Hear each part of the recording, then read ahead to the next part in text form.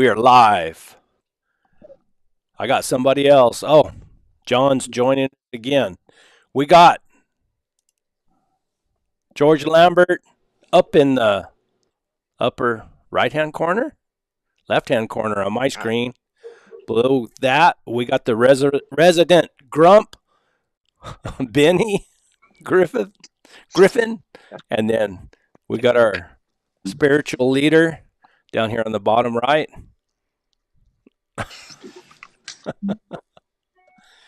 We can't get him to say anything. I'm trying to get this fixed. I don't have my tripod with me tonight. Oh, we're everybody's kind of experiencing some technical difficulties tonight, except me. They're all in a snowstorm, I guess. Is it cold where you're at, John? Yeah, it's probably. I think when we come in a little while ago, it's about 33, but it's supposed to get down in the single digits here in the next few days. Any snow?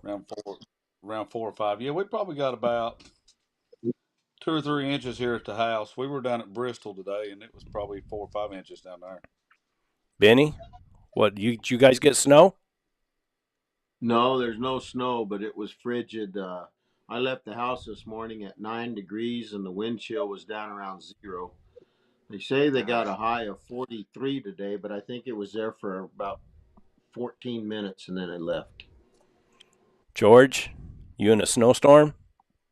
I don't know if I'd call it a big snowstorm, but it's putting down the snow outside, and I think our high today was 30, so it's cold.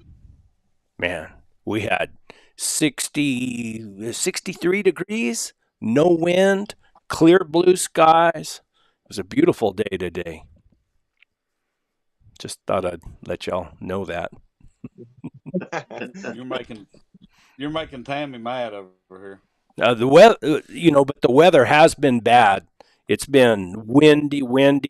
Matter of fact, I just uploaded a video on my other channel where I packed a camp in for my nephew way back in the wilderness. He had a deer tag, and I packed him in and set up the canvas tent and everything. The day I was up there, it was cold, but it wasn't that windy or anything. But the whole time he was up there, it was miserable. I mean, 40-mile-an-hour winds, and of course I put him way up on top of a mountain, so they spent a few days in the tent, and then they decided to bug out. So anyway, we've had our bad weather too. We had extremely high winds here Friday and Saturday. It got pretty bad. Yeah. Same. Yeah. Anyway, there's a place here from over next to the house. There's 30 trees laid down in a swath. Really? Yeah. Pine trees? No, I think most of these are poplar. They don't have a very good root system, or do they break them off? Broke them off. Really? It got bad here. Straight line winds. Crazy. There's a lot of people thought we was having a tornado. Well, I'm ready for the weather to keep going like it was today here. It was nice. So I sent George the link. I asked him earlier today if he could come on. We wanted to talk to him about bear hunting in Virginia. On a day like today, what do those bears do, George? They're probably laid up right now. Yeah. Now, a lot of times, I don't know. You'll hear all kinds of theories and stuff. A lot of times they say if you get an ice storm, the bears will get up during the storm and move around. And it's true. I have seen it a lot. You'll go and you'll find tracks that's a little bit of you get an ice storm during the night. Next morning you get up and you ride around and you'll see tracks that's like half snowed in, half iced in. I don't understand it, why they do that, but it does seem true. Yes. Chris was telling me something about how bears they don't truly hibernate. There was something else they call it. What do they? Do you know what it's called? Anybody? The actual name for it, I'm not sure, but around and I think it depends on the place. Like farther north, there it's more towards a true hibernation. But I don't know if any of them actually truly hibernate. I'm not sure. But around here, um, our bears will lay up for a couple weeks, and but they don't actually truly. Well, going by what the biologist tells me, they don't actually truly go into the deep state of hibernation. Now, saying that, I have found a couple bear. The dogs have found them, and I mean they're definitely, they're not. Uh, well, I'll just go back to an instance. I found one in a laid up at the bottom of a wall, a big high wall one day, and just happened to see him. I walked right into him, and he didn't move or anything until I finally just made some noise at him, and he kind of got up all groggy, real. I don't, what's the word for it? Lethargic or whatever. Yeah. And he finally, once he started walking away, then it seemed like he kind of come back to his, how a bear should act. But yeah, so there's something to it as far as the hibernation, but the biologists say they don't truly hibernate around here. Did they hibernate in Arizona, Benny? Yes. Yeah, I never saw any sign of bear after about November 15th. Period. And when I seen guys that their dogs ended up in a den for whatever reason, and there's videos of it, the bears are like you're talking about. They're extremely lethargic, and I've never seen a bear come out and get on the hook over anything. I got to tell the story. I had a couple guys come out and hunt with me one time, and we had a big old. There was a mine, an old mine shaft or a mine or what we call a glory hole, where they just kind of dug into the side of the mountain. And one of the guys wanted to go up there and look at it, and this was probably about, I don't know, the end of November, something like that. And I got part of it on video. I didn't get enough of it to really show what happened. But he went up in there and climbed in that hole, and there was a bear in there. And they come out of there. He came out fast, and the bear came out, and it was kind of comical because the bear, I mean, he had like debris, like leaves and everything all over him. And you tell he'd been in there sleeping. This guy had disturbed him, and he wasn't real happy about it. But he wasn't chasing him. He was just trying to get away. But that guy thought he was chasing him. It was kind of funny. Around here, I'm sure some of them probably hit that state of hibernation, but as a rule of thumb, all of our bear do not. It's not. And I'm sure somebody on the podcast they can fact check me and see if I'm, totally correct. But we'll every once in a while you'll see a bear track or something here and there, or you'll hear somebody seeing one, throughout the winter. But as a whole, they do lay up pretty steady. Usually for middle of January or so, they start getting really, really hard to find, which it works out well because our season actually goes out typically the first week in January anyway. So, but that last week of our hunting season, they're getting tough to find typically. Timothy Brink said it's called a slumber, but that's not what Chris called it. He was giving me some technical name for there's a name for it, and I can't remember what it is. Yeah, If Tammy would use her Google and see what it is. Ask Mr. Google. Ask Google what bears do. They don't hibernate. They do something else. Anyway, I don't know. I'm like Benny. When I lived up there in the mountains, we had lots of bears, but we didn't have any, mid-November on, and then when they came out, I mean, they were moving around everywhere. You'd find tracks all over the place. But during the middle of the winter, you never would find one. But anyway, back to George. When I've seen them moving around like that in the early spring when they first come out, Everybody that was supposed to be in the know, all they ever said was they were looking for green grass.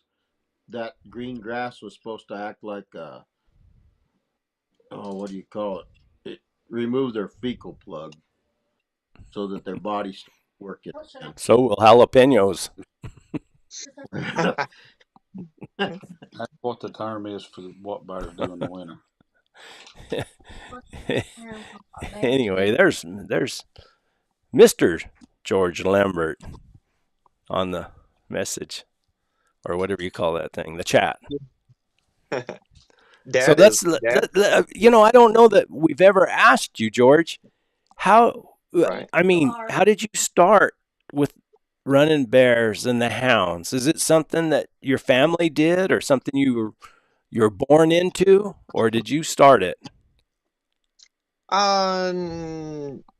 Well, so basically, when I was young, I grew up with dad had some beagles, fooled around with them a little bit, and then dad always had a coon dog or two running around.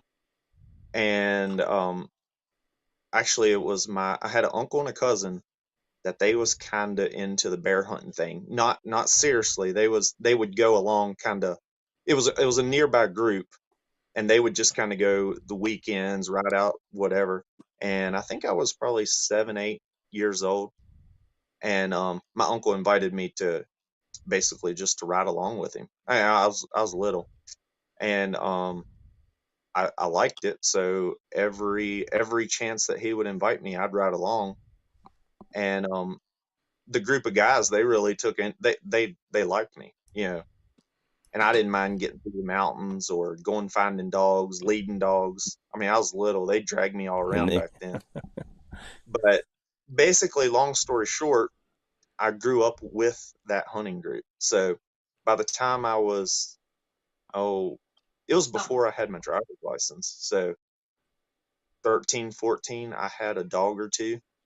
And then by the time, um, dad, like I say, dad never had a bear dog, but he would go also on the weekends or whatever. By the time I got my driver's license, um, I probably had 5 or 6 dogs, and um, I ain't gonna say they was the greatest, but they was capable of treating a bear. So and that goes back. I was very lucky. I had before I had my driver's license, I had a little plot dog, and I keep getting ahead of myself. So I got that little plot dog, and I was still hunting with that hunting group. And so here I was, this 14, 13, 14-year-old kid, and I happened to get just one of them. I call it a once in a lifetime dog. You know, it wasn't nothing I did or anything like that. She was going to be a bear dog, whoever owned her, basically, if you got her in the woods. So 13, 14 years old, I had this little plot dog that was tree and bear a lot of times in front of the guys that had hunted all their life. And I was lucky, I was blessed. So they really included me in the group when, of course I had a decent dog, and it wasn't nothing due to me. It was just, so that led into when I got my driver's license, I had that dog, which trained me how to bear hunt. So I could go really? out. I was 16 years old, and I could consistently tree bear by myself because I had that one good dog, which of course then led into training pups and stuff for me. So I learned with the dogs how to bear hunt, basically. Well, that was a plot. And Right. now, what kind of dogs do you run? So I call them English, and because um, so to go back when I had that plot, um, I didn't know anything about breeding, anything like that. But one of the guys that was kind of, I'd say the head over the hunting group that when I was younger we hunted with, he had a really good red bone dog. And took that red bone, bred it with a plot. I got a puppy off of that. Long story short, I just kept mixing just good dog to good dog. I didn't really care Yeah. what I wasn't breed specific at all. And a few years later, I ended up getting a couple good English dogs and bred that plot redbone mix into the English. And then from there on, I just kept bringing English in probably for, I'm not sure how many generations now. I would have thought that if you'd had such an outstanding dog like that plot, that you would have pursued getting more plots. I mean, And yeah, and like I say, I had all eyes on good dogs, whatever. It didn't color didn't actually, matter. this is almost embarrassing to admit, but at one time I bred a collie Spitz or something into them. It's all bred out by now, but they made really good little bear dogs. I was gonna say those Spits are supposed to be pretty good tree dogs, aren't they? Yeah, this one, honestly, I don't even know what all he had in him.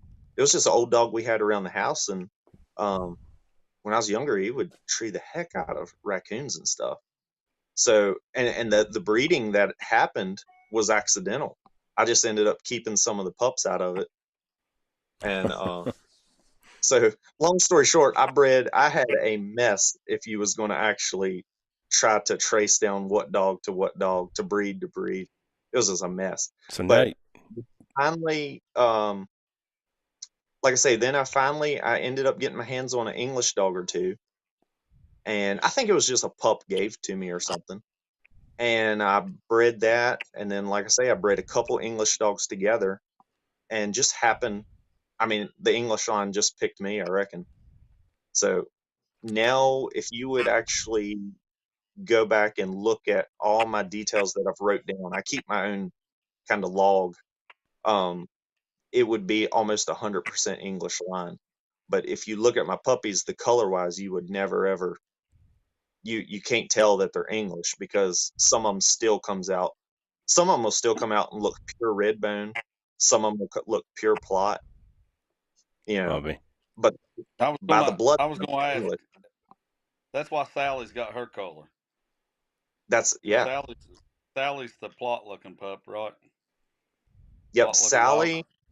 Sally is 100%. She looks totally plot, but by her bloodline, she has zero plot in her. I mean, it's been bred out. It's been so long, and then her littermate sister looks 100% Walker Marley. If you remember her, John Yeah. Marley.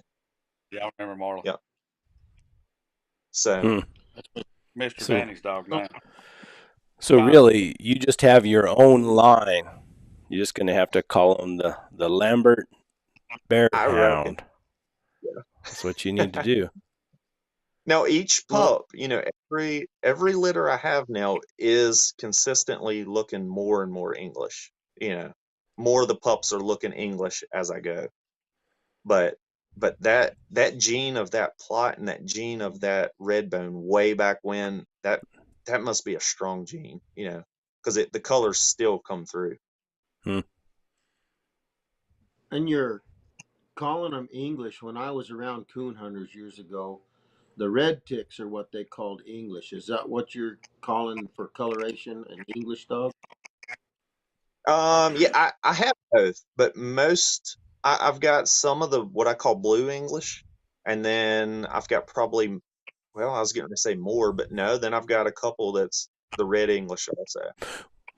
Well, how would you differentiate between a red or a blue English and a blue tick? Honestly, that's a good question. I don't really know. I just, well, let me go back. Here's the reason I call them English, because some of the females that I've bred to in the past are actually registered English dogs, and they typically go back to like some hard time Rocky stuff. So like I say, I'm not no pro on. I don't keep up with papers or anything like that, other than my own personal papers. But It's your own I've line. heard, talking to some just people that do know the English breed. I know usually they'll perk up when I say them names. They recognize them or whatever. So, Hmm. Do you ever but run bears on purpose, Benny? Yes, I tried to.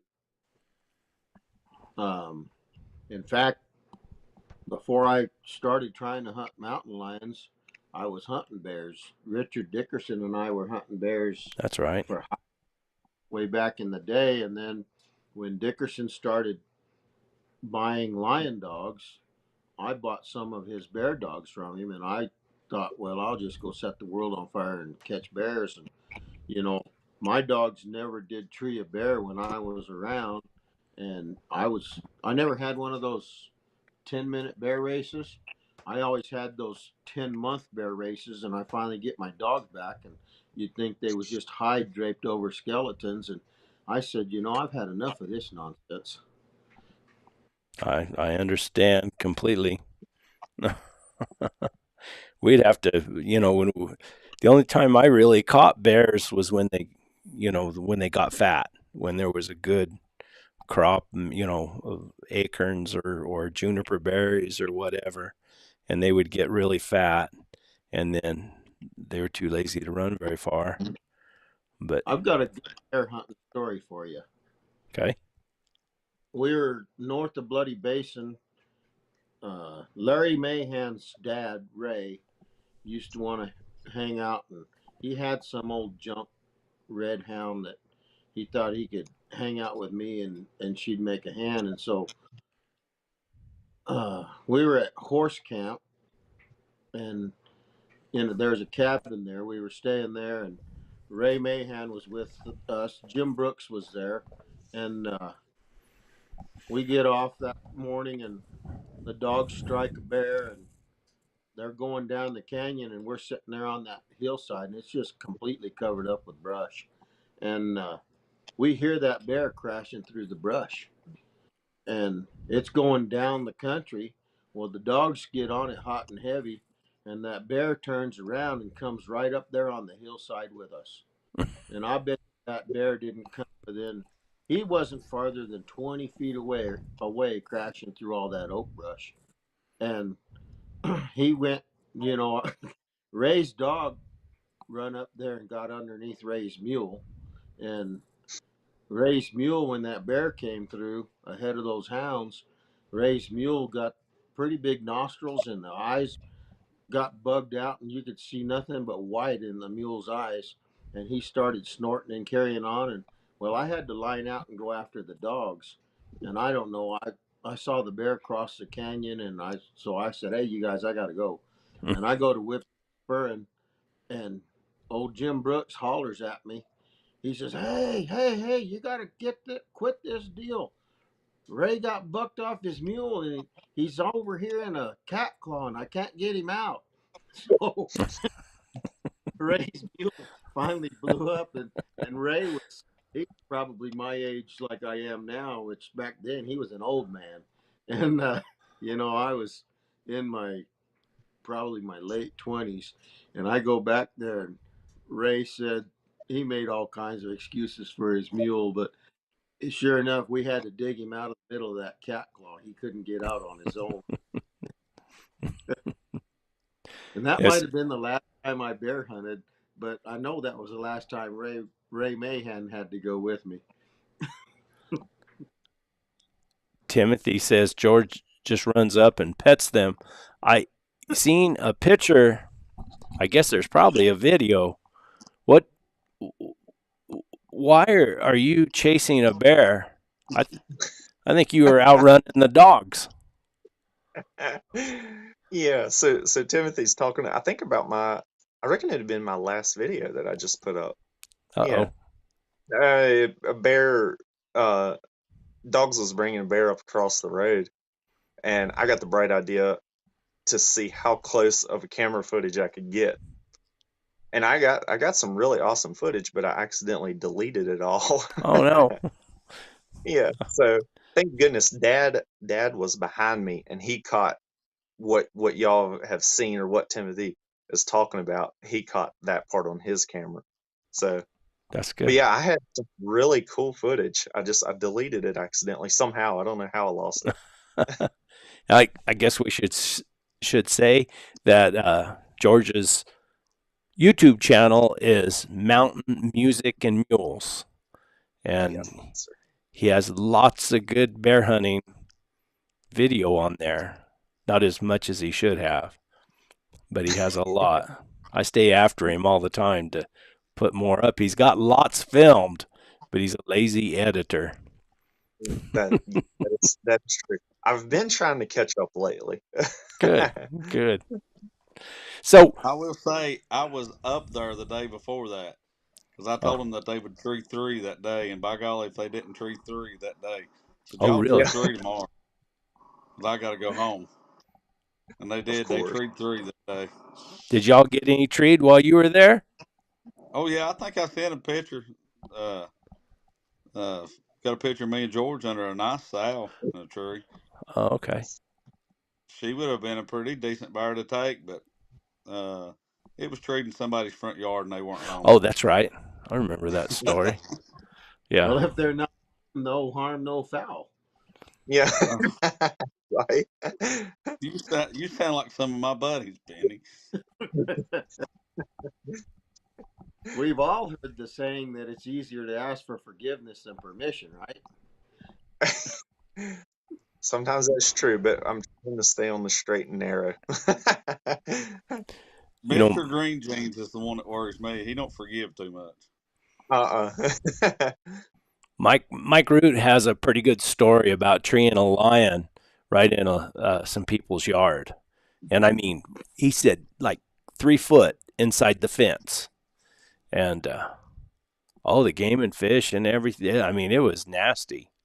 I mean, they Mm, had a big ordeal, but Mike said I think he sat out there and just waited until the lion came out of the tree, went out somewhere else, and they treated it again. So, Well, that I bear literally treed probably 100 feet from a teeny tiny block of national forest. Because I showed George, I said, "Look here." I pulled my own maps up, and a little old teeny tiny square block of national forest, and that bear was just on the edge of it, like probably 100 feet from going in it. But she was tired. She was tired. Dogs had run her enough that she was tired. yeah. So and she found a good spot. I remember what I was going to say. I remember one time in the past talking about treeing on people's property. I was hunting a big piece of national forest. Dogs got on a bear. Dogs come off the national forest.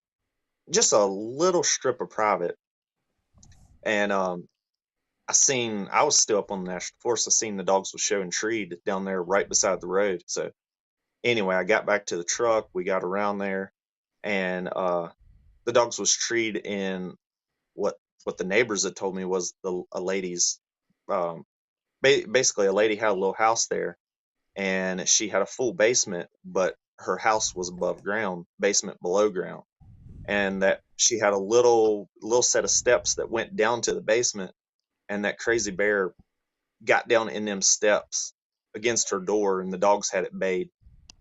So she wasn't even home. I reckon to this day, other than what the neighbors told her, she probably has no idea. We just, obviously just grabbed the dogs and left. But yeah, the bear was bayed down right her basement door.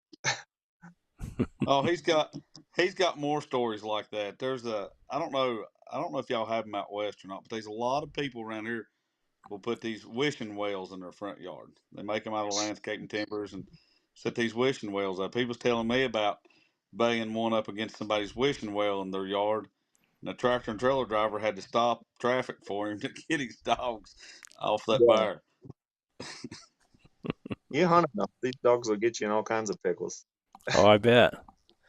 I bet. So, are you? It, so, is the season over with now? So legally, I can hunt West Virginia right now, but basically the bear are pretty much laid up. So you're pretty much wasting your time, out looking for them right now. So Yeah. Virginia season legally over. West Virginia still got you can chase right now. You can train or chase, however you want to word it. But I might, I'll see how the snow and stuff go. But yeah, basically the year's probably over for the next couple months. Do Do you always hunt with a group, or do you hunt by yourself, or does it just depends on the day? It depends on the day. And when I say group, it's typically 3 or 4 guys will they'll usually come along, but none of them none of them gets to hunt as much as I do. So they're probably 90% of the year I'm 100% by myself, other than dad. Usually, a lot of times he'll ride along with me now that he's kind of hit the retirement. And I have a older fella. We call him Mr. Danny, and he just That's right. retired also. It's sweet. He rides along and he makes a heck of a truck man. As far as wherever I go, he'll come pick me up or drop me off. Or a many a days I've had dogs, get split treed somewhere, and he'll go either watch another group of the dogs for me while I go get one set, or if they're really close to the road, he'll actually go in and get them for me. I, So I listened. I think it was on the Houndsman XP podcast.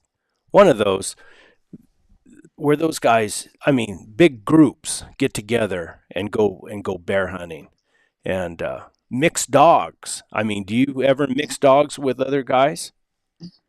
um, when it will happen, not on purpose sometimes, but it's pretty rare. But yeah, now when we do mix dogs, far as with the guys that hunt with me, it's I have an uncle that's got a pack of dogs that he can tree as a bear himself. I've got 2 or 3 buddies, and every one of us can tree bear on our own.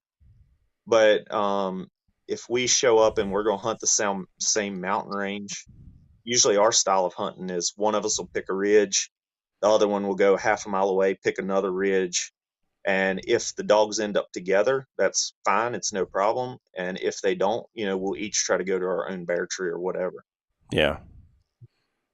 And then also something that, just talking to some other people that hunt, that I've realized I'm lucky to have in the group of guys that hunt with me, is most of the dogs are out of my stock, out of my dogs. Um, so usually I've had a hand in raising them or training them. So I'm familiar with all of them.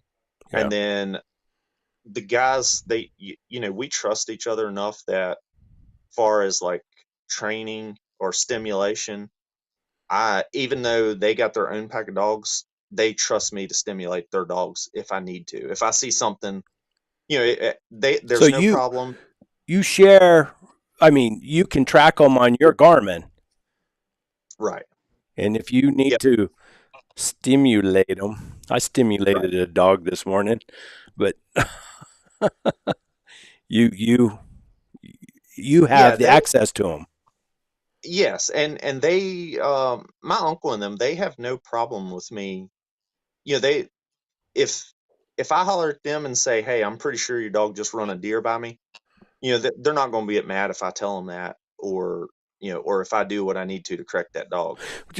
So would you hunt with other people that didn't give you the permission to stimulate their dogs?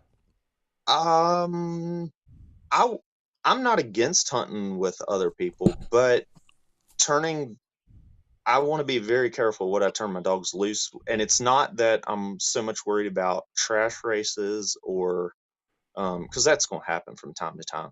But my biggest worry of turning loose with a dog that I'm unfamiliar with, it would be a dog fight at a tree, or something of that nature, something that's out of my control. Yeah. So, and sometimes good people, it can be good people that just has a dog that don't get along with yours or something. I'm not blaming it on other groups, but whatever the case, yeah, we're very careful about getting dogs with, basically me having dogs with other dogs that I'm not, that I don't know. you know Yeah. Hey, The one thing Benny, you said tell us was about that, the dry what's ground that? lion hunting and mixing dogs. Well, I was just going to say, George, that you mentioned the trust factor. right. That's uh, that's worth anything and everything that you ever run. I've been with. younger guys, and they always wanted to take dogs with me, and I'd say okay, and I can tell you time after time after time where it was just total disgust and almost a fist fight. And this one guy, if his wife hadn't have been there, I was so mad that day I was going to throw him off a bluff and have a hunting accident. So, that deal's a big deal. I was way over there east of Tonto Basin, way up in the mountains, and there was a young kid wanted to bring a bunch of dogs, and I said, "Well, okay, keep a handle on your dogs." And so I had some young dogs that I didn't have stimulators on, Right. and we come to a water, a drinker, and it had been running over, and there was a bunch of oak. There was oak leaves. There was probably some acorns in there still, and the dogs all blew up. Of course, the young dogs started it, and everybody were bored. So here we go, and I saw a bunch of javelina tear out of there. And I told that kid, "You better start shocking your dogs." And he says, "They could be on something. They could be on something." And I'm dropping the hammer on everything I got, and he refused to shock his dogs. Right. And I gathered everything that I had, and then my young dogs that didn't have shockers on them, I told him, "Now you go over there, and I'm Exactly. going home, and you go get my dogs. And if you come home without my dogs, I'm going to stomp you." And you know, time that he ever took any dogs with me. It's why me and Benny don't hunt together anymore. I'm scared of getting stomped. Yeah, that's the case, Brett. I'm scared of trees to death. Yeah, Yeah, I I've just heard, basically that a lot of groups, basically I didn't. We grew up hunting this way, so it's not really strange to me. But a lot of guys that just come to go hunting with me or whatever, it kind of it might be a little extreme to say blows their mind, but they're amazed at how we can hunt together um, as 4 or 5 different people with separate dogs and still have a good time, get along, and dogs can get treed and stuff together and be fine with it. Um, But even only like are for you one, other, you're familiar with those dogs, and those dogs are familiar with your dogs because they all came out of the same group. right, right, yeah, But and but I can say George's group is very relaxed. There's no drama. Everybody works together for a reason to get a bear in a tree. They have a good time. Now I have seen groups that are not that relaxed, even though they all know each other, even though the dogs is hunted together for weeks, they're not that relaxed. There's always some kind of my dog's outdoing your dog, Competition. or they get mad because their dog's out being outdone by somebody else's dog. There's a lot of drama in hound hunting. some Well, jealousy. Yeah, yeah. well, But Well, I can't George's say group is, I mean, it's a solid group of good. I mean, the guys that hunting in that area up there that I met while I was there, solid group of really good guys there for one purpose. we have And fun. they I almost mean, get they almost get along too good because they're like, which way are we going today? And nobody wants to say go here, go there. They're like, where we going? Where we going? Where we going? And finally, just have to get in the truck and start driving somewhere. yeah, and we have no problem with it. If I say I wear a couple of my trail dogs out one day, the next day I might talk to my uncle and be like, "Hey, uncle, send me this dog, this dog, this dog, with me. I'm gonna take it with me and hit this ridge if you want to stay in the truck or whatever." There's different scenarios, but basically, I think long story short is so between us, I'm not exactly sure how many dogs it is, but I treat every dog feels like it's my personal dog, other than they take them home and feed them. that's, those are kind of good dogs to have. Right, right. I'll But be they feel the same way. Yeah. so in your area where you hunt. Do you have other guys that come in that from another area and run? I mean, hunt your area, See, I guess. there is other guys that hunt. roughly the areas that we hunt, that I live in, that I'm around the counties. Um, but there's a sort of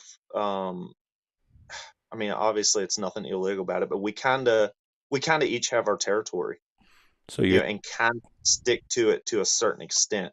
Now, I'm not, obviously there's days when I'm going to take a bear out and take it over onto another mountain range, and we all understand it. I mean, we're all bear hunters. So it usually, don't get me wrong, there is times you get up towards, like, I reckon you'd say around Christmas and stuff, when a lot of the weekend warriors have um, a lot of days off, then yeah, there's potential to run into some drama, just because the woods get packed with hound hunters in this area.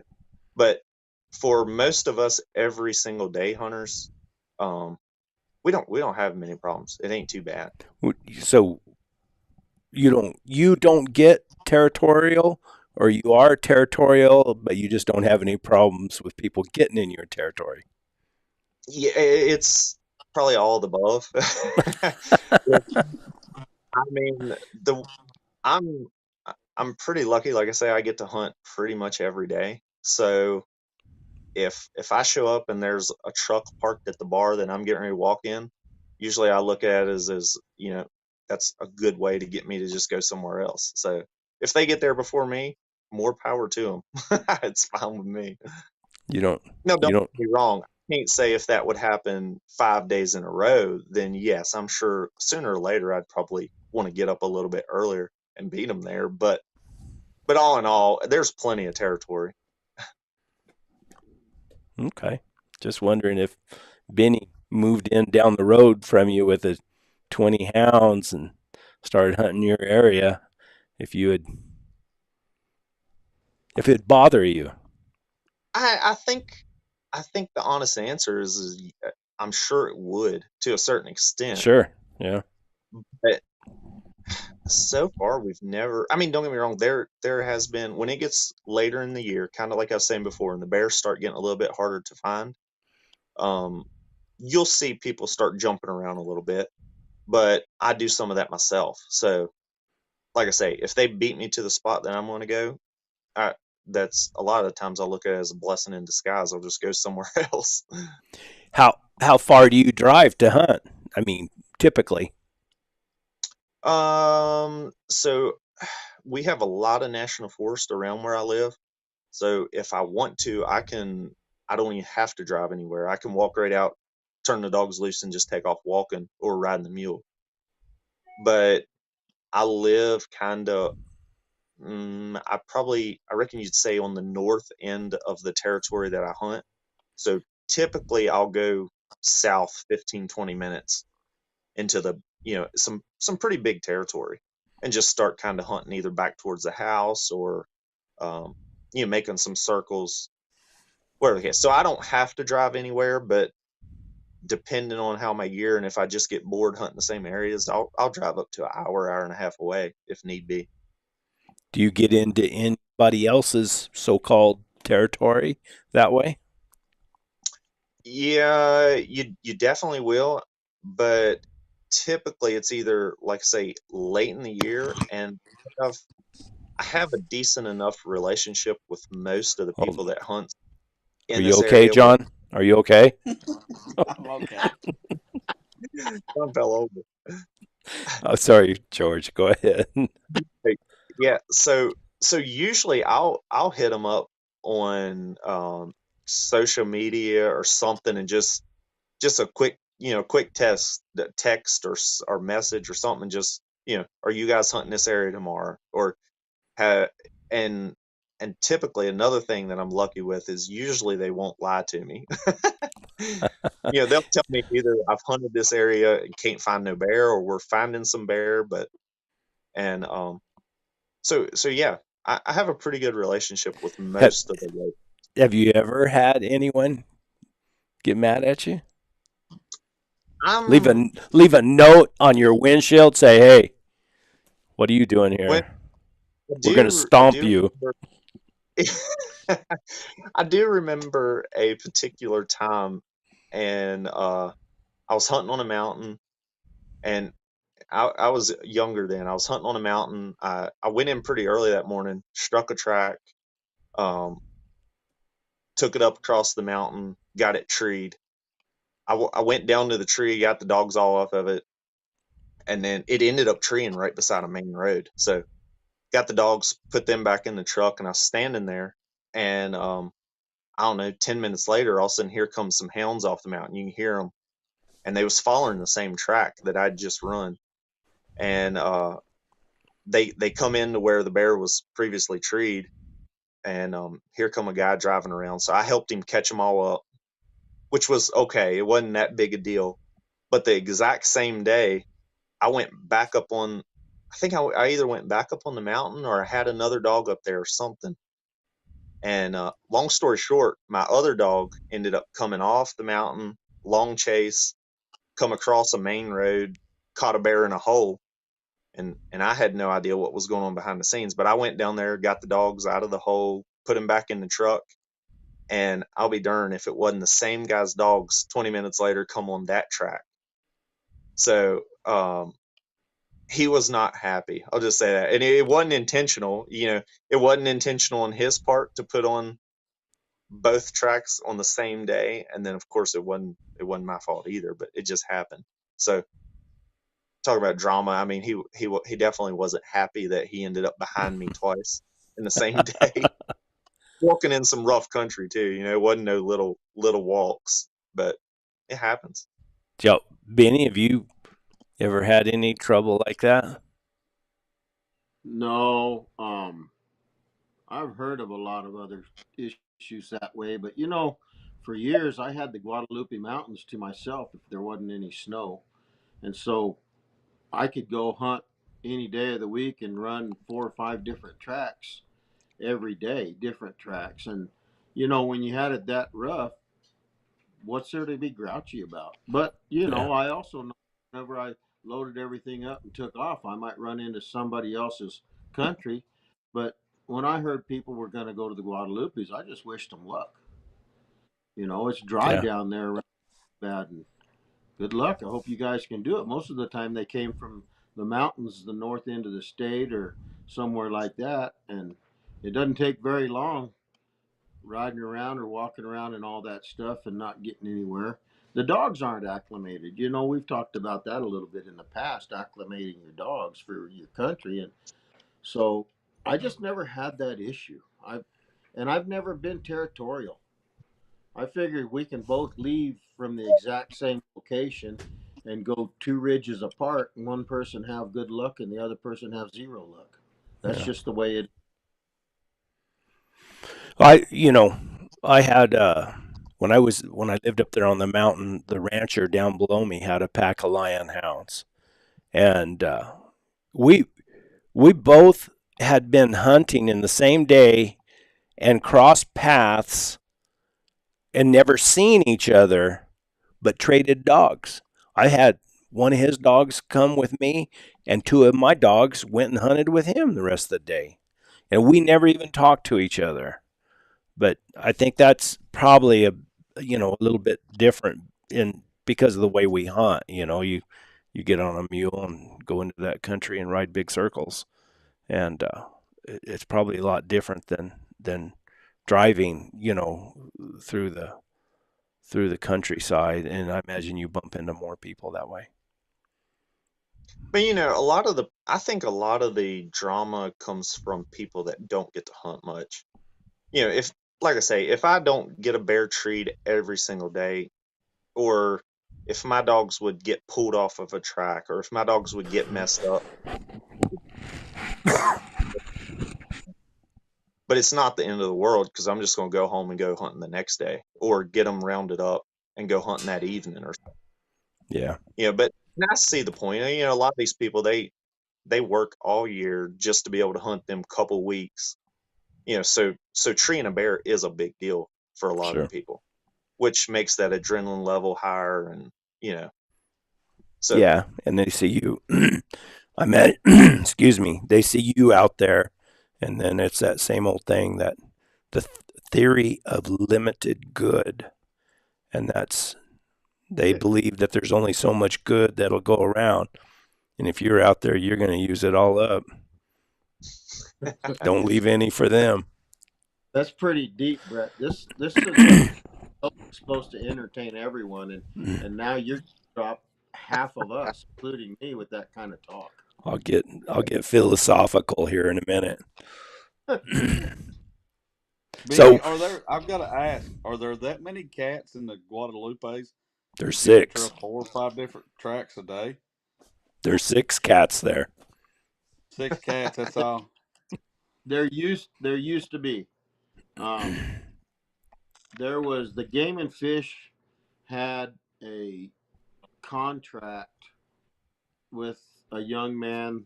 They had a contract with his grandfather for decades to kill so many mountain lions because it was considered potential bighorn sheep range. And New Mexico's done a lot of money spending, a lot of money burning to try to salvage the bighorn sheep. And lions really like bighorn sheep.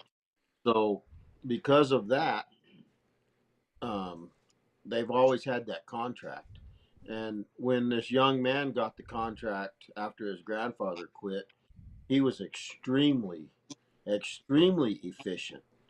And he mucked out the lion population in the Guadalupes. Now, they tell me that the lions are back. I don't know. I don't have dogs to go look. And, you know, if I had dogs, that's where I'd be. I know the Guadalupes. I enjoy the Guadalupes. Um, But New Mexico overall has a good lion population if you get away from the snow. Well, It's the same time. I was stunned. I was stunned when I came out there in October, and everywhere we went, it seemed like there was cat sign. I mean, it just blowed my mind. Well, but see, you guys were over there on the north side of the Capitans, weren't you? Yeah. And see, there's a whole lot of that country that's locked up. There's a car dealer in Roswell that's bought every bit of land that he can buy, and he's fenced stuff that's not even his.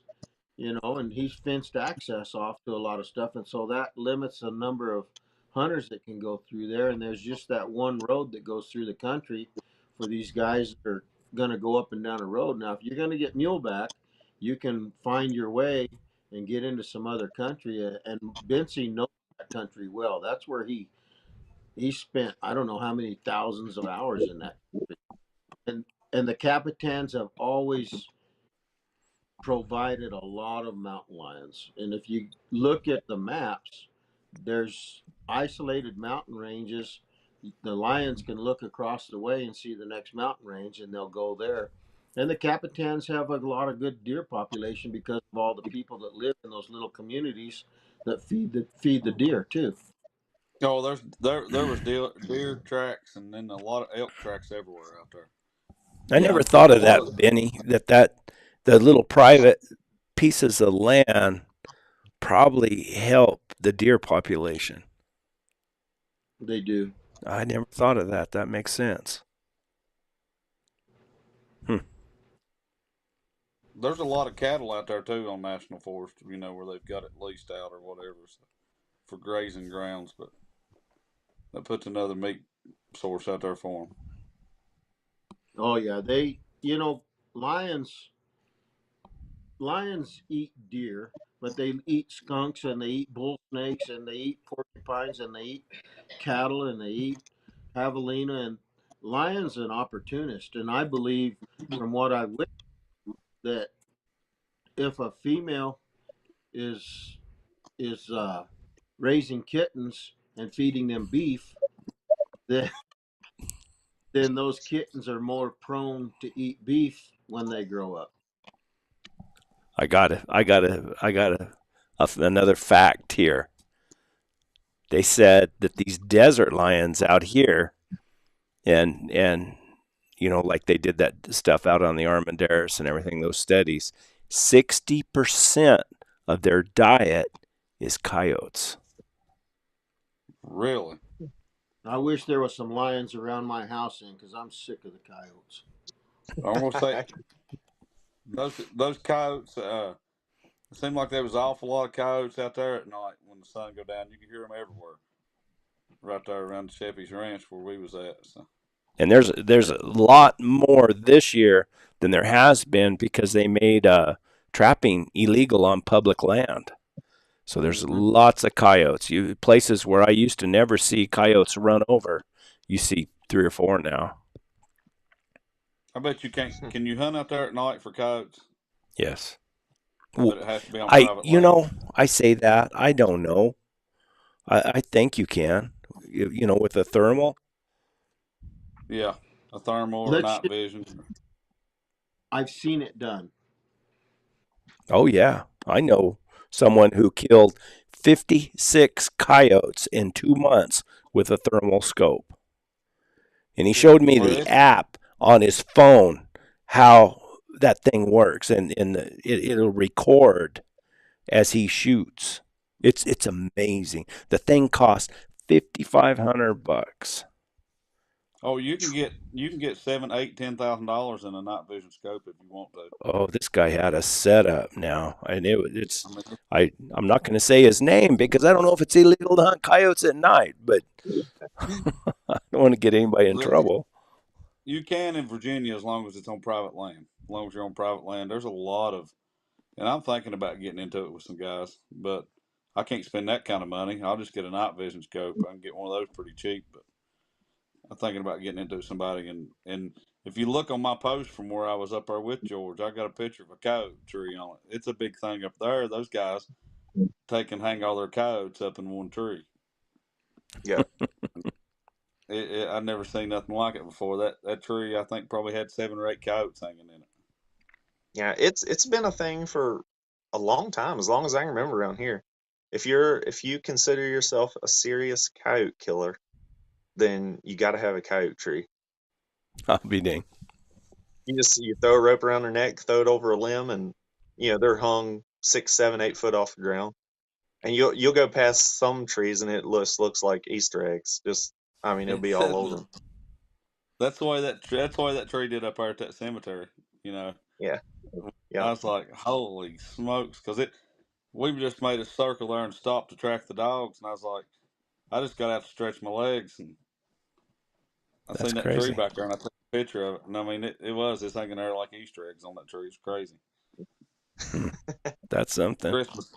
Christmas ornaments. yeah. So I guess coyote hide's not worth anything anymore. I don't know. Yeah. I know a guy. He hunts with a 308, so I'd say not time he gets through with him with that That's 308 or not. that's not really a fur friendly caliber. He said he was getting. He said I'm getting. He's a big guy. I mean, he's tall. I mean, he's probably 6'6", 6'7". Big old built guy. And he said, I'm not walking that far. I'm not gonna go hunt it down. I want it to drop when I shoot it. So that a guy hunting with him one night is where I got my bobcat that I'm going to do the cook on here soon. And When are you going to do that? well, I'd planned on doing it this week, but I know the weather was going to get like that, and I want to do it outside for better lighting. You're going to make a video, and Yeah. how are you going to cook it? I'm going to cook the back straps. I'm going to cook one of those whole on the smoker. I think I'm going to slice one of them up and bread it and fry it. And I think I'm going to do the hindquarters sesame chicken style. Huh. Call it sesame kitten. Have you ate bobcat before? Nope, but I hear it's some of the best game fire in the woods. Lion's good. Real Well, good. they got to be some kind of distant cousins. Well, they're cats. What I have to ask George now. With your bear dogs, have you ever treed any bobcats? Yeah. It's rare, but yes, yep, we do every once What? in a while. Tree one or around here, it's probably 50-50. They might tree, you might catch them on the ground. What is there anybody that runs strictly bobcats in that area? There is a few of the bear hunters that they have, like, what do you call them? Universal dogs or whatever. They'll Meat Now that dogs. our bear season is gone, they'll start putting them on a few cats. but it's not many because we don't get kind of how y'all say the dry ground stuff is around here. Everybody wants snow to cat hunt, and we don't get an awful lot of snow. So, um, yeah. So judging by what they tell me, I've never specifically cat hunted, so I'm not a good one to ask. But they like to have snow around here to be able to cat hunt. So when you say put them on cats, they're waiting for snow and putting them on a cat track and talking them into running them. Yes, they want to specifically put them on a cat because dry ground around here, there's so many bear, and that you know how it is with the bear scent. It's these dogs around here, they want to run a bear. If they come across a bear, they're going to run a bear instead of that little old bitsy scent of a cat, bobcat. So, And saying that, bobcats that we do tree, they're just pure luck. The dogs have been either trailing a bear or just happen, pop him up. they make 2 or 3 laps around a holler and set up trees. It's usually pretty fast, pretty quick. So I'm yeah, trying to talk I him don't into think bringing his bear dogs out there in snow, Brett, and putting on a line. I'll go help him video it. Should do that. Talk him into it. That's what that Kurt, what's his name? Kurt Price. They come out here all the time in the snow now and put their dogs down on a lion track, and they run it and catch it. I've been told a bear dog will run a mountain lion in snow. You just might have to put him on a lead and walk him on it. But oh yeah, those dogs want a trail. And they'll know. I'm sure they'll say, "Man, this is what the boss wants me to do. Let's do it." And think about it. It'd be a lot harder to talk a dog out of running a cat. I mean, that'd be cool. I think a couple that probably would. I don't think it'd be any. I mean, they're half trashy anyway, so they they'd run with no problem. I got a buddy that's went out there and tried it before. Of course, he says the guys he went with messed him up a little bit, but he said that he knows the guy that does it a lot, and he said a lot of times you think you're straightest bear dog that wouldn't run anything but a bear. He said they'll run a cat in a heartbeat. Is what he said. The guy that had told him that had run several out there told him, said you'll think it, no way that dog will run a cat, and you put it on it, and it's turned out to be a real cat dog in the snow. I know. Didn't Cody say that he had a hard time talking his dogs into running a lion after they had ran so many bobcats? I remember him saying that. Yeah. Yeah. He had to talk them into it. So, of course. But he said he had those dogs that didn't really trail, though, that they were just there, is what I was listening to last week. So they didn't really trail, but when they put them on a line, they would trail, really good. Yeah. Yeah, that's what he said, yeah. He said he had a dog that wouldn't cold trail a bobcat, but would cold trail a lion, right? That's what I heard, yeah. Yep. Oh, would run a jump bobcat, but didn't care anything about trailing it. But would a lion? Yeah, I think didn't he say he used them for like jump dogs? That's what he just used them for. Yeah, he has what they call jump dogs, and then trail dogs. But man, those guys put a lot of dogs on the ground. So what's the number of dogs you ever had on the ground, Brett? Me? Yeah. Oh shoot, I've rode through if I'm up in the trees, up in the forest, I try to keep it down to about 6 or 8. I mean, but when I'm out here in this desert, if I can get them all in there, I'll take 14, 16 dogs and ride through the country. I mean, because it's real open. I can keep track of them. You know what I mean? But up there in the forest where it's thick, I mean, because out of that big a group of dogs, I'm going to have, 5, maybe more, that if I don't watch them Oh yeah. we're gonna have a javelina race or a coyote race or a deer race or something. And if they're in those trees up there, I can't see them. I don't know what's going on, so they'll sneak off on me. Yeah, I've got a couple dogs. They're broke as the dogs they're with, Exactly. basically. That's one of the best terms I ever heard was broke in broke company. Yeah, exactly. They're like a bunch of They, teenagers. Yeah. but Yeah, one Only teenager takes gets a little one to wild. They cause a all, problem. yeah, they all gonna get wild. Well, did that one video you done a while back? Did you have a javelina race, or did they just were they just laying there and you They just jumped them? they just bumped into them. They just, matter of fact, those dogs weren't even paying attention. And P, if you look in that, I'm kind of like George. I had my camera on, but for some reason I lost the footage or it didn't film during the biggest part of that. Of course, I was saying some bad words too, and Yeah, I heard. but I was trying to scare those javelina because we just bumped into them. There was a nest of them there, and I didn't even get the video of the little bitty ones. I mean, there was little bitty ones running all over the place and everything. And man, they are protective over their babies. I mean, mean protective. And poor old P, she's always got her nose down. She's never looking up. And she was just, smelling, going around through there. And you could tell, she knew there was something there. And then all of a sudden, that one came after her. And then I'm yelling and screaming. And then there's some right next to me. And it was a mess. And I was worried I was going to get a dog. They can really cut a dog up. But I Well, didn't have to shoot I any of them.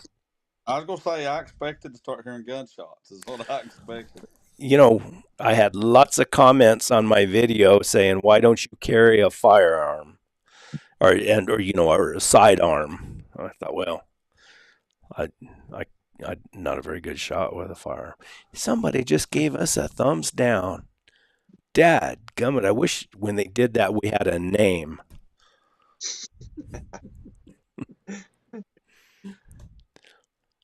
But That actually, talking about firearms, that goes back to our previous conversation of of groups getting along, and I think the group of guys that I hunt with, we're known for just letting them go, not even carrying a gun. So that I think that helps far as um, changing territories and stuff too, because a lot of people don't want you to come in their territory if you come in there and kill 5, 6 bear a week. You know.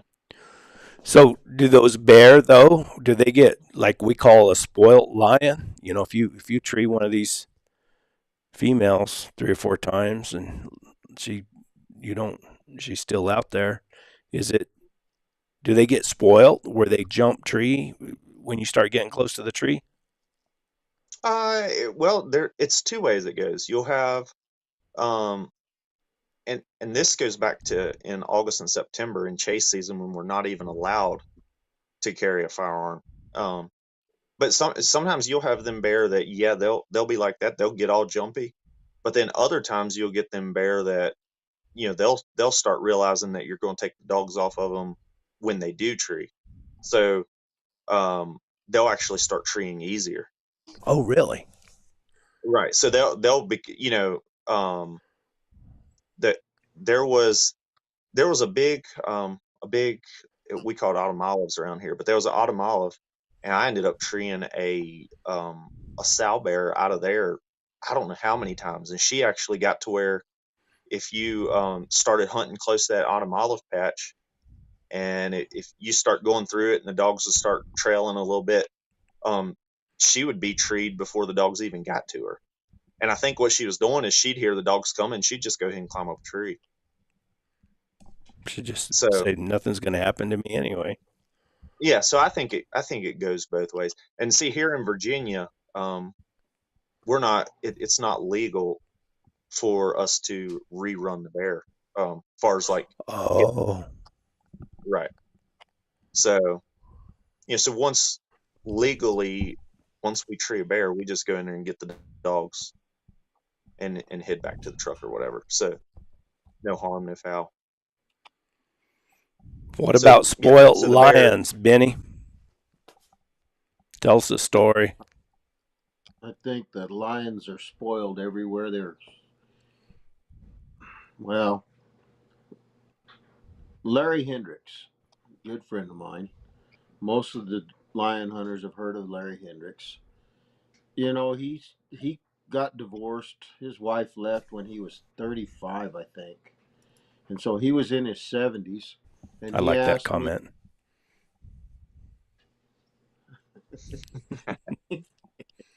anyway, That makes me I was feel at better, Rowdy.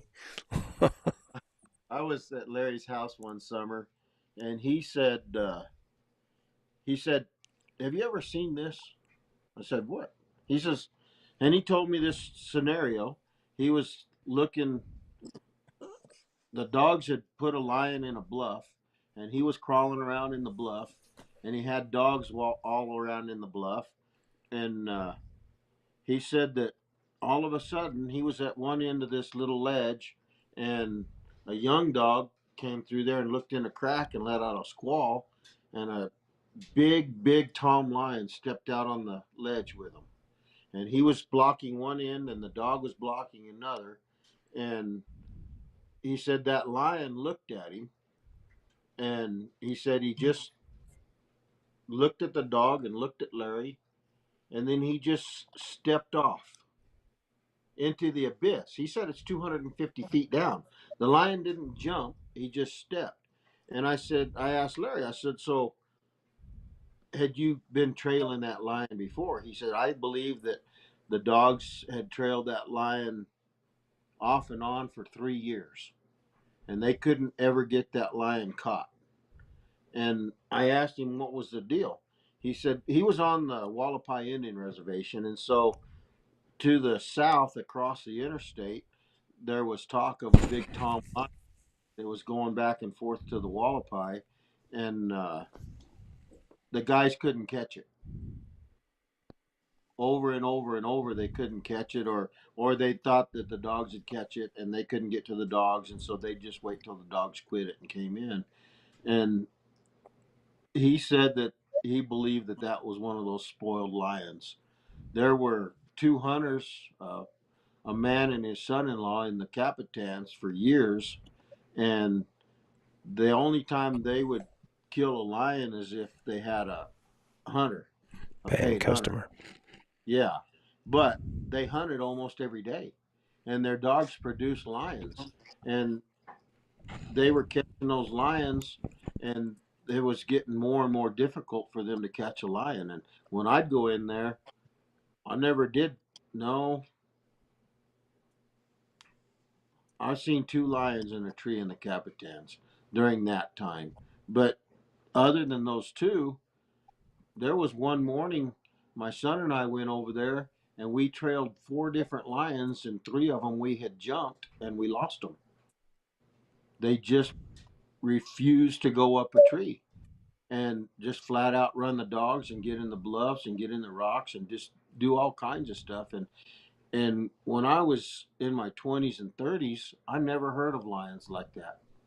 But I was hunting the desert country with ranchers, and they were killing lions because of their cattle and everything else, and it was a different environment. I think we touched on it a little bit last week about the I said something about the trout fishing, a catch and release deal, and that just creates spoiled lions, and they get harder and harder and harder to slow down and catch. Do Or you if you catch them, they'll jump the tree real easy. so do you think that comes from doing like George says, going to the tree, chaining up your dogs and leaving, or do you think that comes from jumping that lion out and running her, several times, which I'm sure happens. I don't know how legal it is or how ethical it is, but I think it's both. I really think, we're talking about two completely different animals. Bears, lions are more secretive. They're real stealthy. You can walk by a lion 3 feet away and not even know it.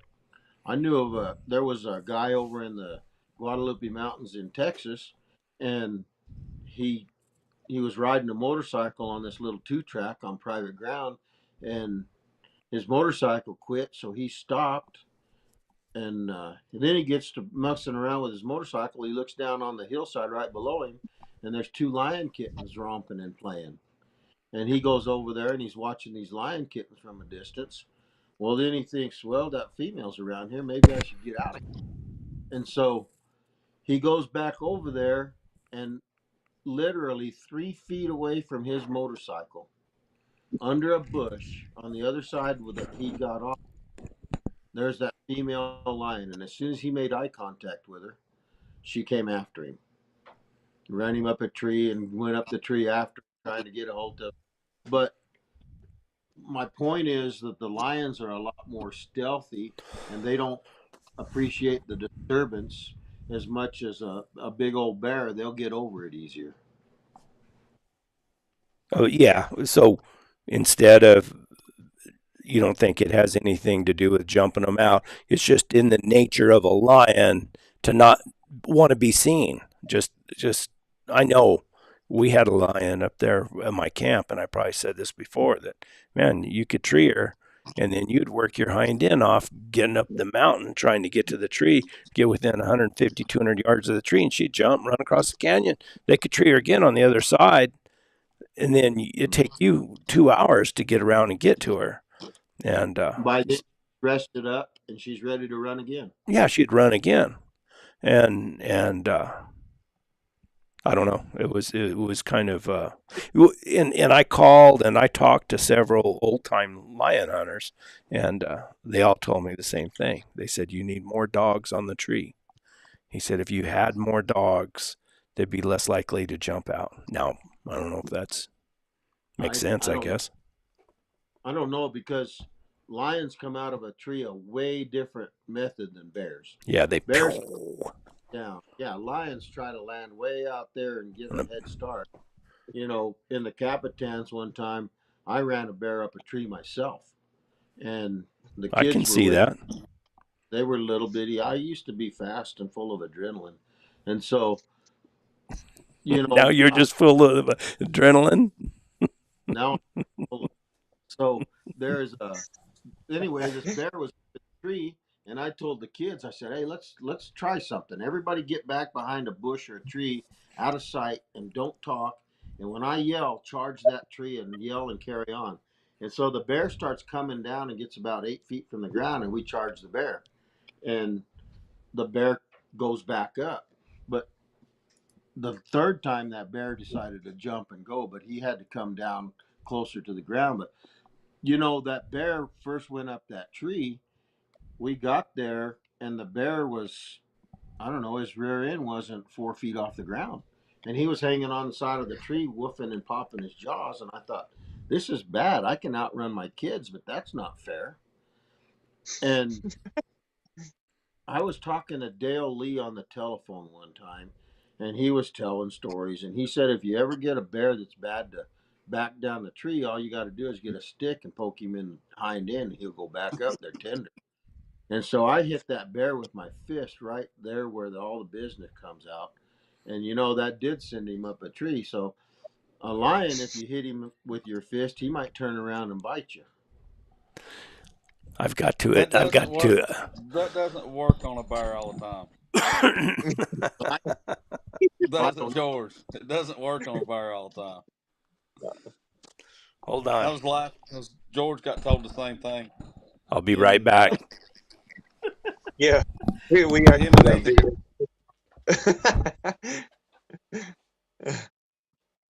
Well, I only tried it that one time, and it worked that day. And it's a good thing, too, because that's really unfair to leave your kids there as bait.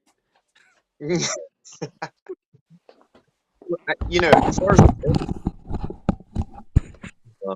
some of it, and none of this do I have proof for. Some of it is the genetics of each certain bear. Because I know a lot of times if we get on a crazy sap, typically her cubs are crazy.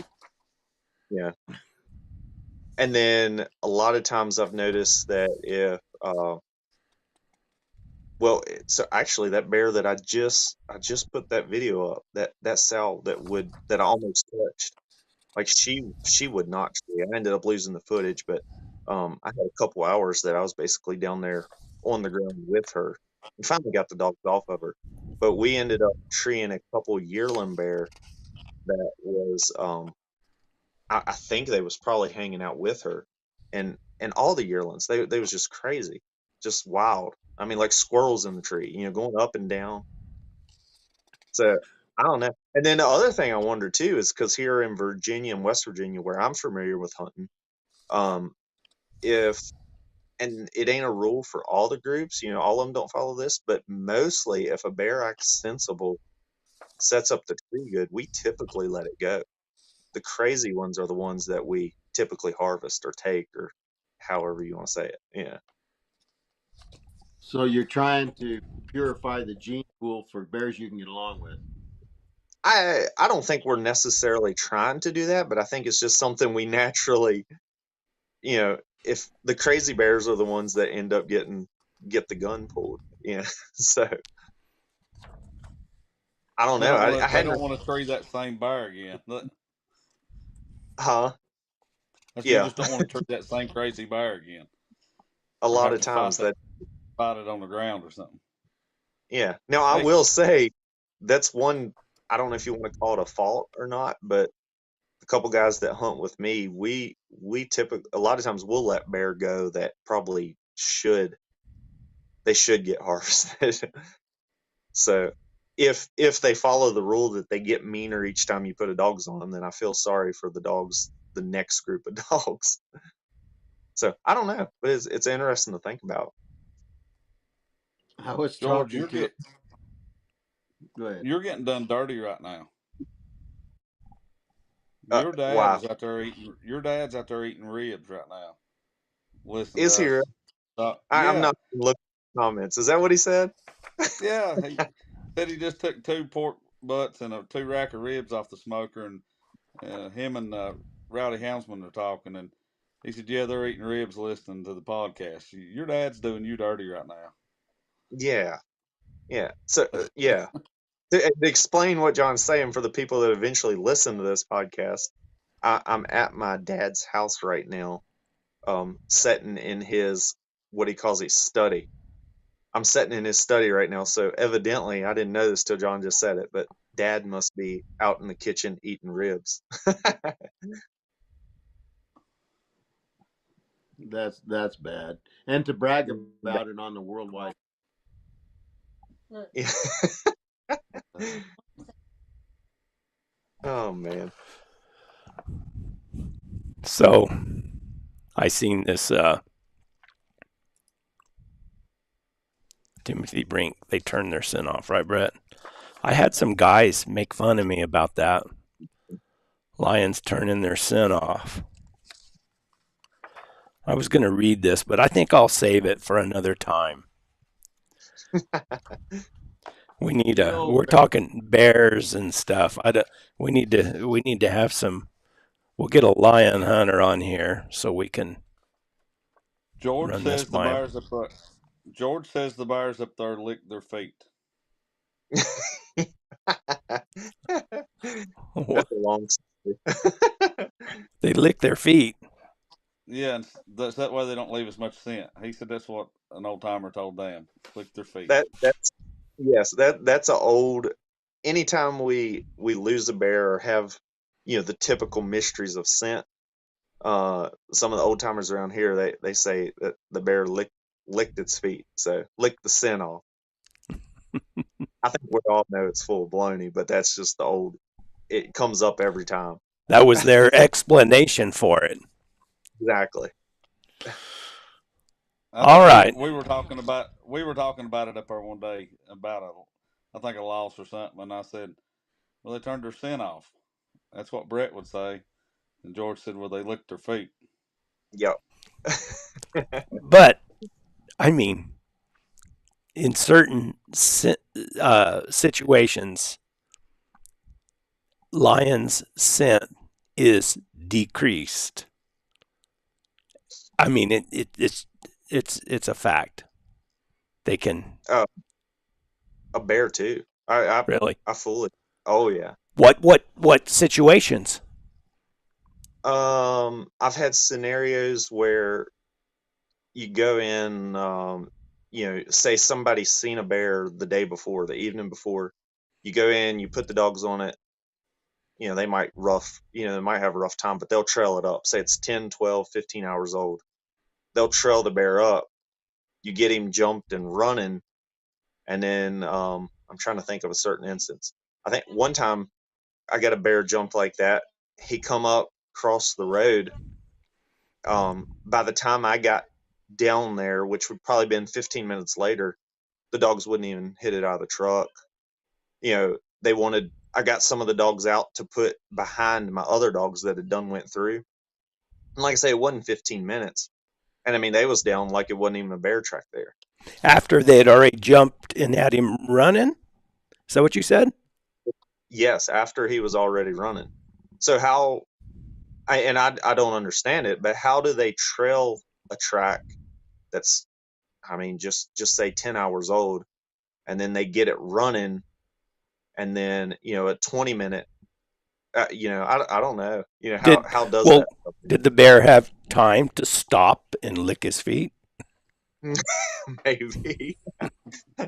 Uh, this is one instance that happened to me, and it happened to multiple um, groups that hunt this area. And when I say groups, it's a couple guys that I know real good. They're good hunters, but there was a local cornfield that we all had permission to hunt in and hunt around. Um, and I remember one time I was in that cornfield, and the dogs actually trailed into the cornfield, bayed the bear up in the cornfield. I ended up going in the cornfield and pushed him out of there. And when I say pushed him out of there, he caught my scent, you know, and he left out of there. And I had a couple dogs get chewed up a little bit, nothing serious, but the bear left out of there. He went about a mile straight running, hard running, and he crossed another dirt road where I had a buddy with good dogs. He had really good dogs, and my dogs crossed the road. He pulled up, not, I mean, 3 minutes, behind, and he couldn't get his dogs to go on the track. And I honestly, I was starting to question. I was like, did they somehow switch to a trash race, something? I don't know. But I was lucky in this instance. I had a couple of my old dogs, which I trusted, and then they ended up coming back to the road, and we actually watched the bear cross that time.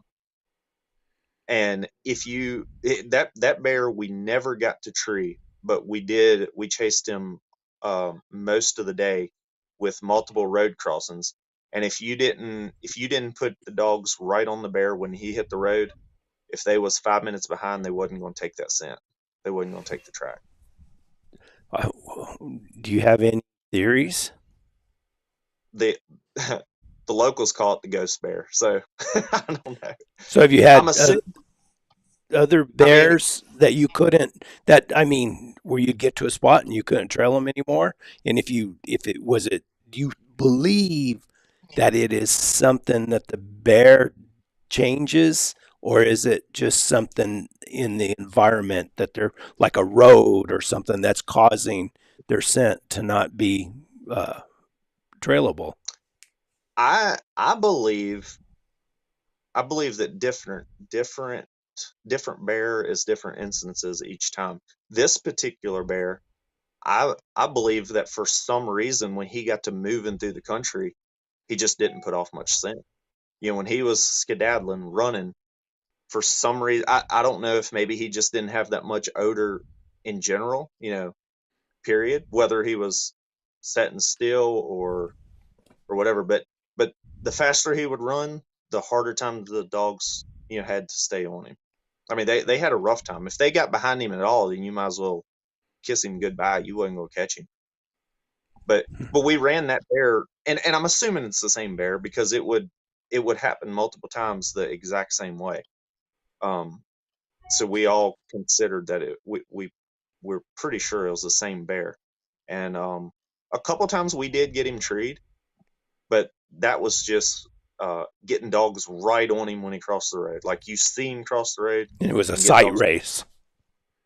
right. So I don't know. I really don't know I think each particular bear has its own amount of scent that it puts off, and sometimes I wonder if it ain't. Um, I don't know. I've put a lot of Have, thought into it. have you had any bears that were really mean bears that your hounds didn't put enough pressure on, or have you ever encountered that? Um, yes. So I always have problems with the smaller bear, as far as my dogs trying to put too much pressure on, and then they'll end up making me go to the vet or something.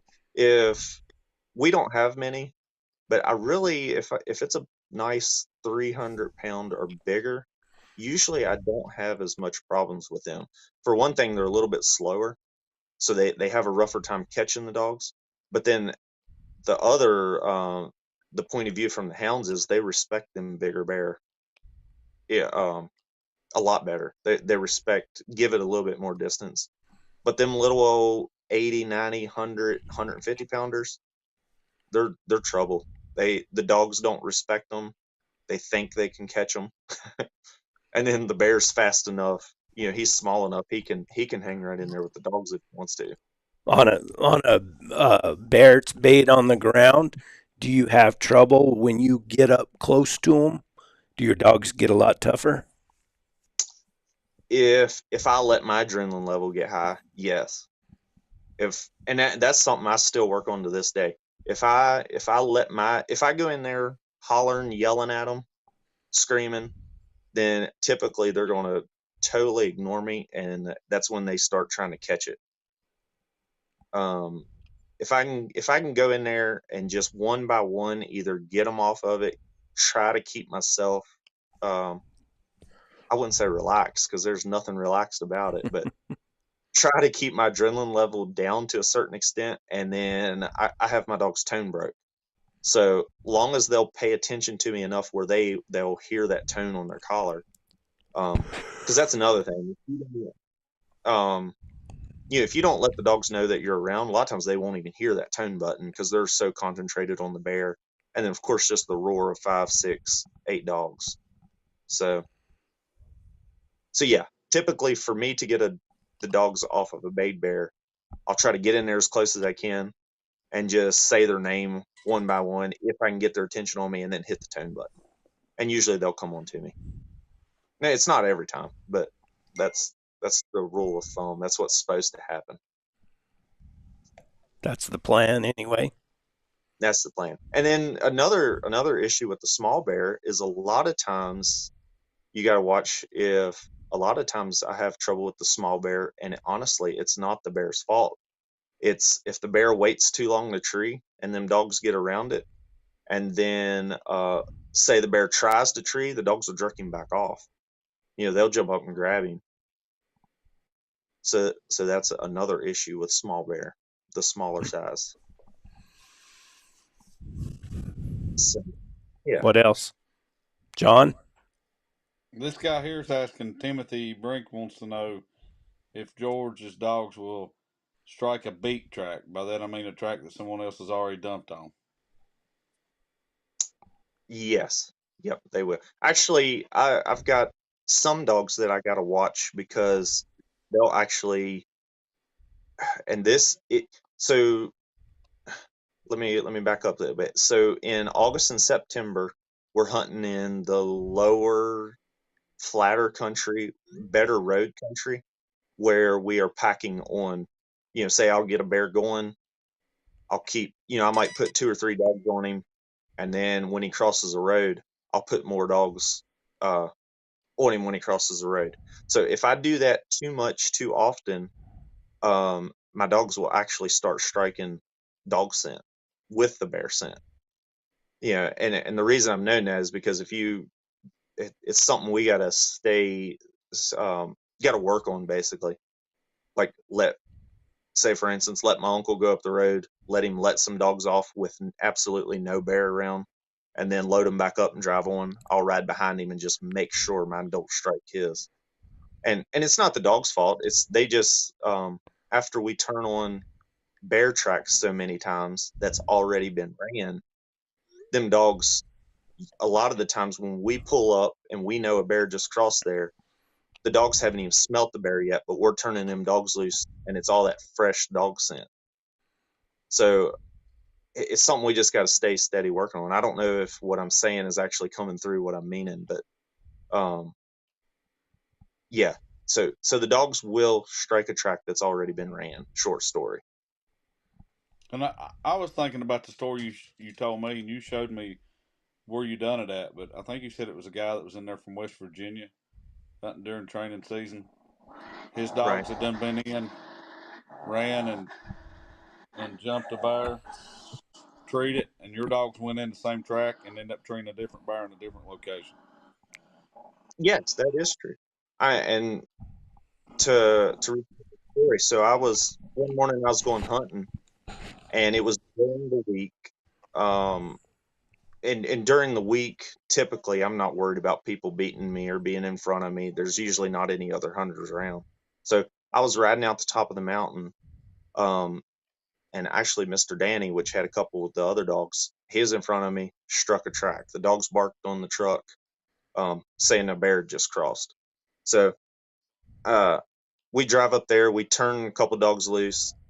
They go off the side of the mountain, and I can tell by the way they struck and then the way they leave the road that something ain't just right. I'm not sure what it is at the time. Um, I'm thinking maybe it was two bear traveling together. Maybe it was an old track. So I don't know what's going on, but the dogs leave the road barking, and they start trailing off the side of the mountain. A few minutes later, here comes this other dog truck up the road, and I know the guy. He's another local, so I stop and talk to him, and he tells me, he's like, I just run this bear across the road a couple hours ago. He said, so your dogs are on the track that I run through a couple hours ago, which was no problem. It was fine. I knew him. Um, but it did explain why the dogs hit it really good off the truck, but they was trailing, leaving there. So anyway, long story short, we compared our GPS, the tracks, and my dogs followed his track all the way off the mountain, crossed another mountain range, started coming back up, and his had already come up back to the road and they was gone. I mean, they'd done left on. I don't know if he ever treated the bear, but I can't explain it. My dog was behind and then all of a sudden just set up treed. So I went in there and they had a bear too. I don't know how they come up with that bear, but they had a bear treed and I was behind the other guy somehow. So yeah, I don't know. Some stuff just happens that you just ain't gonna know. There's no explanation. There's no explanation. I mean, you can think of 1,000 things, but who knows which one's right? It probably ain't none of the things. Well, yeah, that's things happen, and sometimes I just make up a story. Yeah. And I might change it, a week later. But the problem is it makes me second guess everything that I think I knew. Pretty much. Yeah.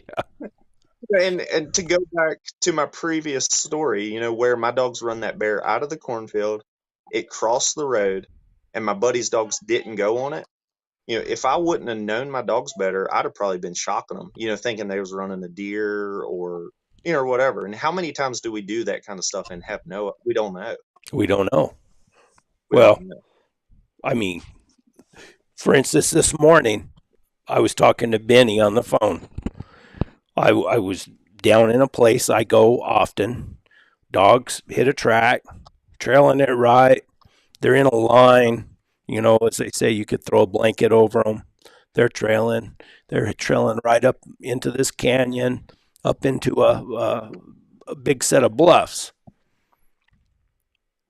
I sit there and I think, well, they're trailing a lion, and I couldn't find a track. There's no way I could find a track in there. So I go with them, and we go, and my stupid phone, sorry. And we go up in through there, and the track is getting slower and slower. And so I have to look at the countryside and say, well, this is a canyon that has a lot of rock and it's protected. It should hold the scent better. They should be moving that track better up here than they did down below in that greasewood. So I, I, I decided, I thought, well, they're backwards on this track. They got to be backwards on it. And me and Benny sat there and talked for a long time, and I let them poke, and they kind of got hung up in some rocks up there. So I turned them around, got down to the bottom, got them down close to the water there where we started the track. Boom, wah, wah, wah. They're going down the other way on what I thought in my mind, at least the story I made up in my mind was the same track. And then they get down in this real thick brush and this and that, and I get to looking around and I find a coon track going across the road over there. And now I don't know for sure, but that's what they were on. But gosh dang, things like that happen, and you don't ever know really what was going on. You think you have it figured out, but no, you're just making stuff up. I got a good. I was hunting out the top of the mountain one day. Dogs went off the side and they left me running. I mean, there was no trailing or nothing. They was running. Went off the side of the mountain. They made a turn, come right back up towards me, and all my old dogs just bam. They showed treed. All of them was treed, not 300 yards from me. So I'm getting stuff together, getting ready to go in there, not paying a whole lot of attention. All of a sudden, I hear something coming up through the brush, and I hear two of my young hounds like just pouring it on, coming right towards me.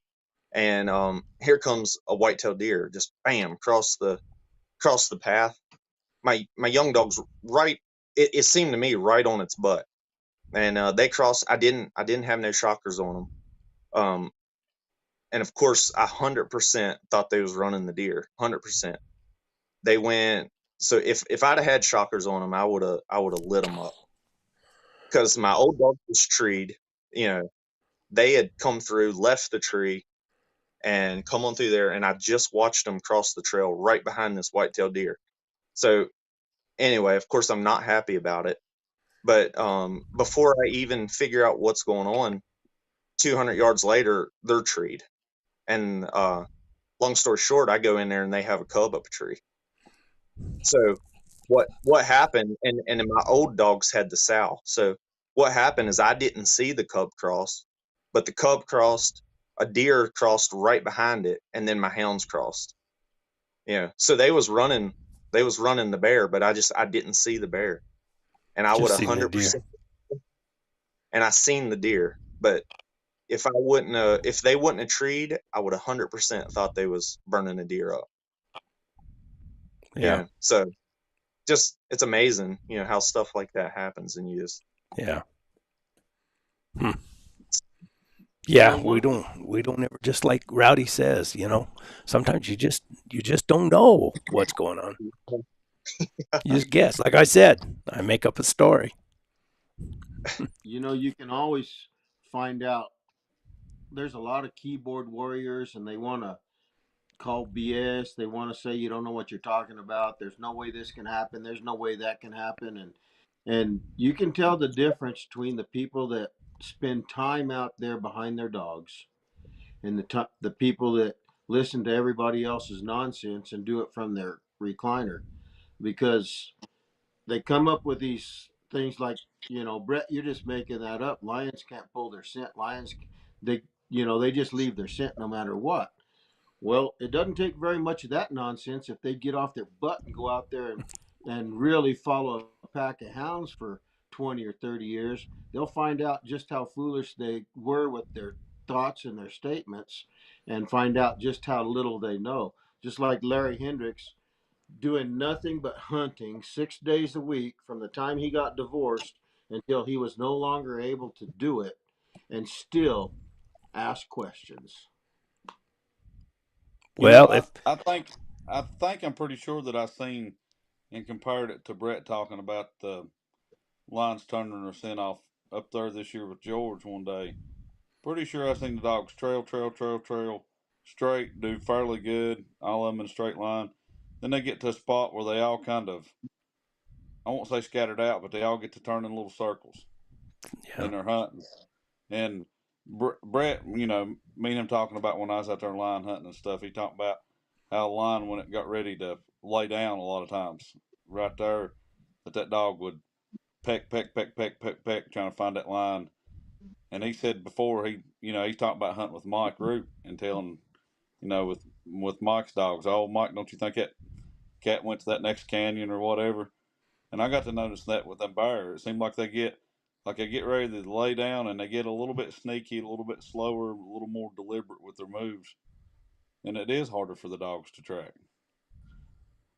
And I would have never paid attention to that if it hadn't been for Brett saying that. And then now it's like, when they start doing that, it's like, well, is he laying there somewhere? Are they getting ready to jump him? well, You I mean, I know people think I'm crazy, but I seen it happen. I mean, it was just as plain as day. And I even looked at my grandson and told him, I said, you just witnessed what we always talk about. And I don't know. The only noticeable thing that I seen in the lion is that she went from running, she stopped, she kind of squatted down, she stuck her head way up like that and looked back, and then she just left out of there just like that, just real slow and belly low to the ground and just, and those dogs hit that spot, and then all of a sudden, wow, wow, wow, wow, wow, looking, and then they kind of poked, but it wasn't a jumped running race where they were going to put her up like they had before, and it was just and is it it- was I, amazing. I've even thought about. I wonder. Technically, they say that the scent molecules is basically skin cells, and I'm getting in over my head here. But if that is true, if the line is out moving steady, is he shaking off more? And then Yeah, when he that goes, makes sense. he goes into a slow crawl or slows down, maybe he's not losing as many skin cells or molecules or however. I don't know. There's so much to. It's a deep rabbit hole. I am. That's makes sense to me, George. I'm going with that because when they move less, they're not shaking off those old dead skin cells anymore. They're not leaving as much scent. You got Right. it figured As soon, out. as soon Oh, as we great. can smell what those dogs can smell, then we can act like we know what the heck we're talking about. Exactly. Exactly. Here you go. And it's funny how some dogs have got, that a certain scent will burn their nose more than others. Mm-hmm. You know what I mean by that? By opening up harder on Yeah. different scents. Some dogs just favor different scents more. Well, We those. Right. had a dog here. We had a dog here with my bear hounds and never did hunt her, but she had a rough puppyhood and she wasn't fed right, wasn't treated right appropriate as a puppy, and I always said it messed her brain up a little bit. But I don't know. There was something about a deer track with her that if you let her out of her kennel, she was going to put a deer, and deers would jump and scatter. I could go out the road because there's a thicket here, kind of beside the house. I could go out the road and watch, and deer would be scattering everywhere, and she'd be running circles in that thicket, just throwing a fit. But the the the lion scent for most of these dogs bred like the kind Benny and I have had is just like you'll see them trail a fox and you'll think, you'll convince yourself that that might be a lion and different things. But dad gum, when they hit that lion track and it's a good track, the intensity and everything. And then you sit there and you think, man, I know that's a lion track, just by how their whole body and their tail, and they're just so intense. They quiver. Well, Their Yeah. voice this dog quivers. this dog was half blue tick, so that's probably the reason she chased deer. Okay. Probably that blue tick side. I wasn't going to read this. Now I'm going to read it because we got on this subject. This is from a pretty dang famous lion hunter right here, Steve Smith. And it's called Understanding How Lion Behavior Can Create Variable in Lion Scent. When lions seek their own kind on their natural prowl, the scent released is optimum for trailing. Both male and female lions will scratch, emit a wide range of vocalizations, and face rub to reconnect over large areas. I don't want to get into the morass of opinions about the meanings of these marking behaviors. Lions are complicated and individualistic. I'm weary of speculating about their motives. Lions that are frightened or stalking prey emit little scent, in some cases, none. Michael Conover, Predator Prey Dynamics, the role of olfaction, noted that heartbeat in fawns was reduced 40% upon a predator's approach. I suspect the fawn's mouth is closed to curtail scent. Similar behavior hasn't been documented in predators, but I've noticed that some, where a lion begins his stalk, mouth closed to the kill site, there's very little scent. The scent emitted from a lion that has a full belly is considerably stronger than from one with an empty belly. A male lion's scent is stronger than a female's unless she is in heat. I'll relate a story to do. Blah, blah, blah. Anyway, he goes into it. This is a very, very good book, and it's very, very hard to get. Well, talk about. I know what the scrapes and all that is. Face rub, is that just like where a house cat walks up and rubs up against something? I think so. I mean, real similar. And Yeah. that's a in the wild. That's a way to kind of mark their scent, mark their territory, similar to a scrape.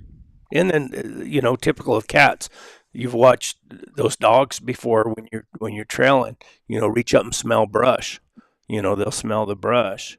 And I think that's where the lion either had to, or maybe they did it on purpose, went through there. And, you've watched a house cat go through and rub on the corner of the sofa or whatever. And I think lions probably do the same thing. Tell us, Benny. Let me put it into perspective. The mountain lion is the world's largest purring cat. And so they are, in some sort, related to your house cat, purring cats. And so if you watch house cat behavior, not not the cat that's laying around on your sofa, get out and watch feral cats around town or barn cats out in the country and watch their behavior, and you'll learn a lot about the possibility of lion behavior. Makes sense. Yeah. Guys, we did it again. We almost made it 2 hours. And since this is about George, what's your final thoughts?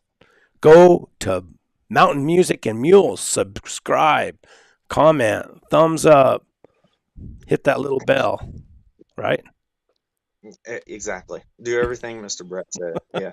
And final thoughts. Yeah. The more I hunt, I think it's the less I know. The more humble a guy gets, huh? Yeah, exactly. That's why it's always kind of fascinating to read, Facebook, and rarely do I comment, but I read quite a bit of stuff, and I'll see guys write things down. I think, oh my gosh, what, how do you come up with this stuff? Exactly. John, what do you got to say? Where's Chris at tonight? He is at an undisclosed location hunting mountain lions in the desert and coos deer. Okay. I just knew he had a birthday and we was gonna give him a hard time. Oh, that's right. Be- It's his being old. birthday. Yeah, well, you remember we seen that yesterday. His other daughter put that on Facebook, and I'm like, give Chris a hard time tomorrow night. Yeah. I thought you were going to tell him you had his radiator. Oh yeah. Hey, that's one thing about it. Y'all go back and watch. Everybody go watch George's newest video, and he busted a radiator in that Dakota. I've got that radiator in the bed of my truck now. So anybody that wants to bid a high bid on that radiator, we'll get George to sign it and ship it to you. He was going to throw it in the trash, and I wouldn't let him throw it in the trash. I said, "No, we ain't throwing that in the trash. It's worth money. Let me have that." Man, I gotta watch. I haven't watched the video yet. I'll watch it tonight. I have been swamped, busy. And when he says in the video that it's busted, it's busted. So, but I got to do we were loading trash up, and I said, "What are you doing with that radiator?" He said, "It's busted." I said, "What are you doing with it?" And he said, "I'm going to throw it in the dump." And I said, "Let me have that." So I can't throw anything like that away. My Tammy, she didn't like it when she found out I had it. I told George I'd get fussed on for carrying it back down here. But it's like throwing $1. It's like throwing $5 in the trash. I can't do it. I can. Well, I tell you what, I got that junk gene too. My yard shows it too. Yeah. Look at that dog. Oh, she's crazy. She's crazy. She can be. Okay, But Benny, she thinks there's nothing like me. it's your turn. What's up? Give us some parting wisdom about stomping people on the mountain. It's not acceptable anymore. Those days are gone. That sounds like some more of that Lorax wisdom. You remember the Lorax? With a Lorax. Oh, where was that thing? I had it right here somewhere. And you wonder if it's really worth it, and then you think about everybody running and crying and calling the cops. It's really just not. It's not acceptable anymore.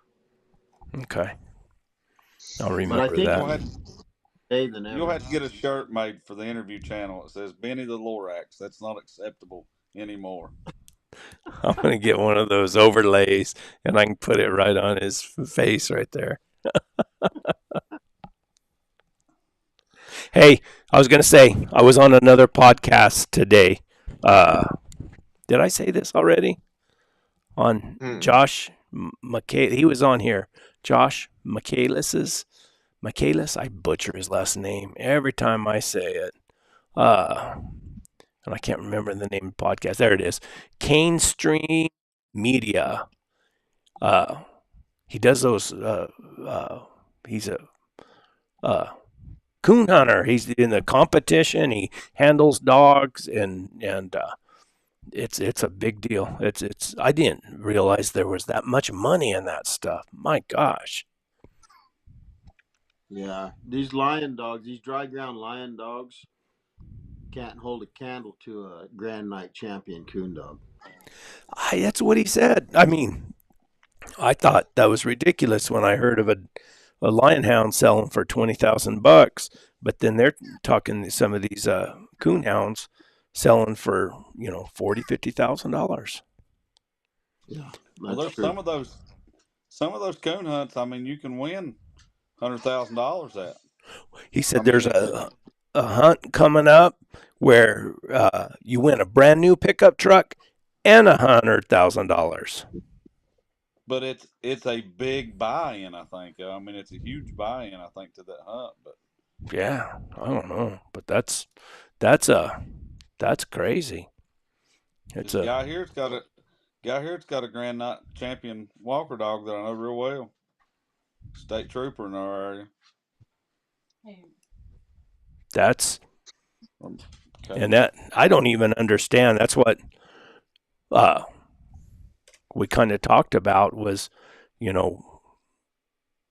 how they give how the points and how it works and how they want their dogs. Their dogs have to be so independent and not honor other dogs.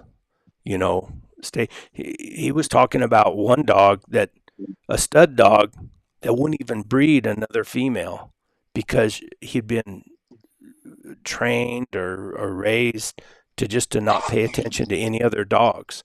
They won't even put them in the same dog box with another dog. They don't want them to pay any because they don't want them to cover another dog's tree. They want them to go get their own tree. And I'm speaking over my head, just this what I learned today. So I Yeah, could be wrong. I'm a little bit familiar with it. I've never been on a competition hunt or anything, but I have a couple guys that with me that they'll go to some local competition hunts. None of them big money, but a lot of it is your handling as much as it is your dog. And the reason I say Yeah. that is because two of my buddies, they was hunting separate dogs and they got drew out in the same cast. So technically they was hunting against each other. So they always laugh about this, but my buddy knew the other buddy's dogs just as good as his own. So soon as Danny and Jeff, I probably shouldn't say their names on here, but Danny's dog struck, and so Jeff called strike on his dog. Danny's dog hit the tree, so Jeff called tree before Danny could say tree. So the judge gave Jeff the points, and when they got there, Jeff and Danny's dogs had hunted so much together, and in the same area that they did cover each other's tree. So when they got to the tree with the judge, Jeff's dog was treed just like Danny's on the exact same tree, and Jeff got all the points, even though his dog didn't strike it or tree it. Now, So see, it's this stuff my works. comment. This is where it should be completely acceptable for a friendly stomp. Yeah.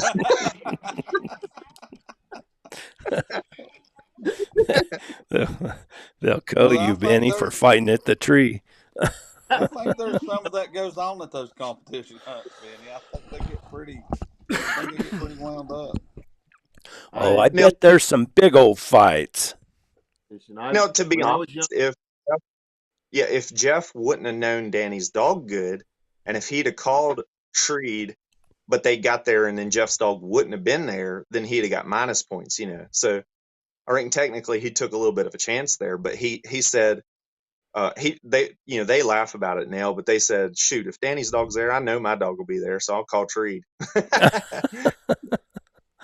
I'll be dang.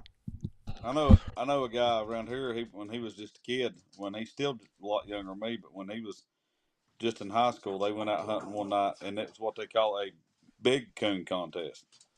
The biggest coon wins the contest when the night's over with. Boy had the biggest coon, but when he got there with it, they decided to change the rules and said, "Nah, we're just gonna draw straws for everybody that brought a coon in tonight." That's another stomping offense, isn't it, Benny? Yeah. Oh, his daddy was ready because his daddy was there with him. His daddy was ready to do some stomping that night over that. He said, because this boys went and hunted, took his dog out, went hunting, brought the biggest coon in for the contest, and y'all gonna take it away from him. Guys, speaking of stomping, if I don't get home soon, my wife's gonna stomp me. I got a 20-minute drive home, so. Thank you. Thanks, George, for coming on. Yeah. Benny, thanks a lot. John, everybody. Oh, man, and I always forget. This is brought to us by brought to you by W Hunting Supply, where you can get all your hunting dog needs. What? Yeah. Good stuff. So. Hey, you need to play your deal for Onyx maps and Ellis bedrolls and tents, and what about all that?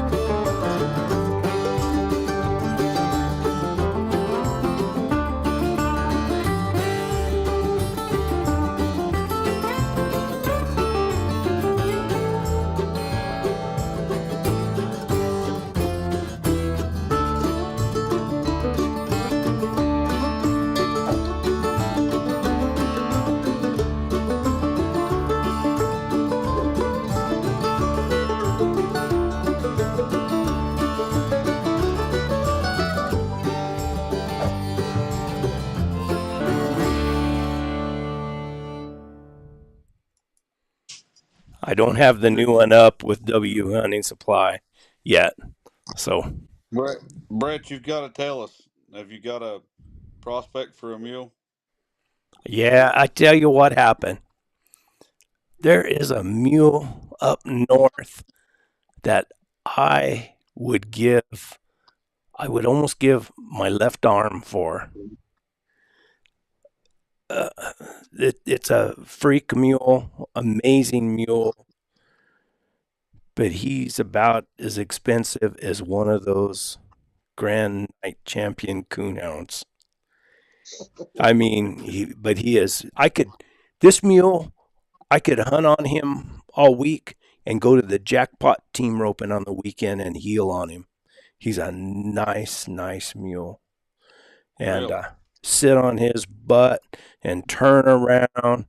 And I mean, this guy's coming across the pasture and ropes probably about I don't know, 450-pound cow. Slick around the horns, sets her up, steps off this mule, goes over there and flops that cow over, and that mule's just working that rope the whole time, just keeping it tight, just like that. He does whatever he wants to do. Next video, he's got his kids dragging a plastic tarp between that mule's legs, dragging them, and that mule's just sitting there with one ear cocked like that. And then his kids are riding him. And this mule's 9 years old. Oh my goodness! It would last me the rest of my life. Write a check, Brett. I'm gonna do a fundraiser. Brett's Mule Fund. Yeah. But they want. I mean, the guy. I'll tell you, the guy paid $26,000 for the mule, and he said that he would take a loss. I said it'd take a pretty big loss for me to afford him. But Benny sits there and laughs. But I mean, I've rode some real expensive rope horses, and until you got on one that makes a difference. Yeah, I get it. It's taking a loss, and I'm thinking, yeah, I could buy that mule too. I think I've got $1,800 right now. No, this mule's worth 20 grand. I know he is. I mean, you can't get all that in the same package. You're bound to be lost right now, right? Without Agnes. Terrible. I was hunting out of the buggy this morning. That's sad. You don't have another mule that can be rode? Yeah, I do. I got that little Ruth mule, and I just need to work. I boogered her a little bit. She's a little bit scared of me. I just need to. I've been packing her, and she's broke to ride, and I don't know. I just need to use her. Agnes spoiled me. You know, she wasn't nothing great. You weren't gonna go, rope a cow on her. I mean, if you could ever got to a cow, she'd have been okay, but getting to one would have been pretty hard. She was lazy, but she was safe. I was thinking when you were talking about that mule up north, I was thinking he must be pretty fast then. Real fast. I mean, for a mule, you're not going to go to the NFR on him, but he's fast enough to get by on. You go to a jackpot team rope and has, a group of slow steers in there. I could come around the corner and give it to him. But I'd love to show up at a roping and get their money on a mule. That would be the greatest thing. That burned some of them guys, wouldn't it? I'd show up, I'd wear my chinks and just look like something climbed right out of the hills, and have a bunch of my dogs parked right there in my dog box so they'd bark every time a steer came down the arena. And I'd play it up. Lead to another stomping, Brett.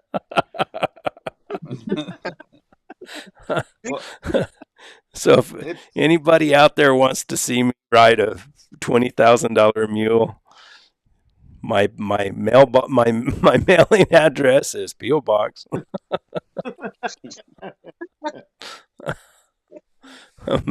But no, there's a lot of good $5,000 mules out there now.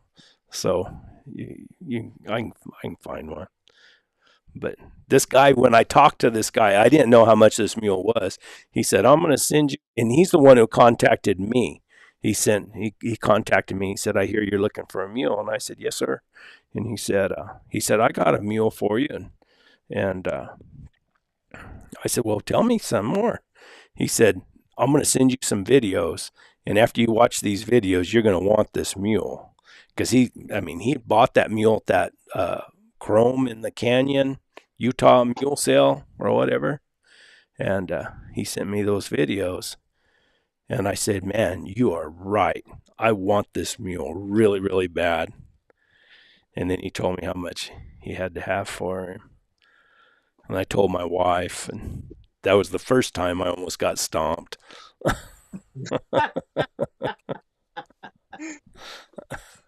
can see action too.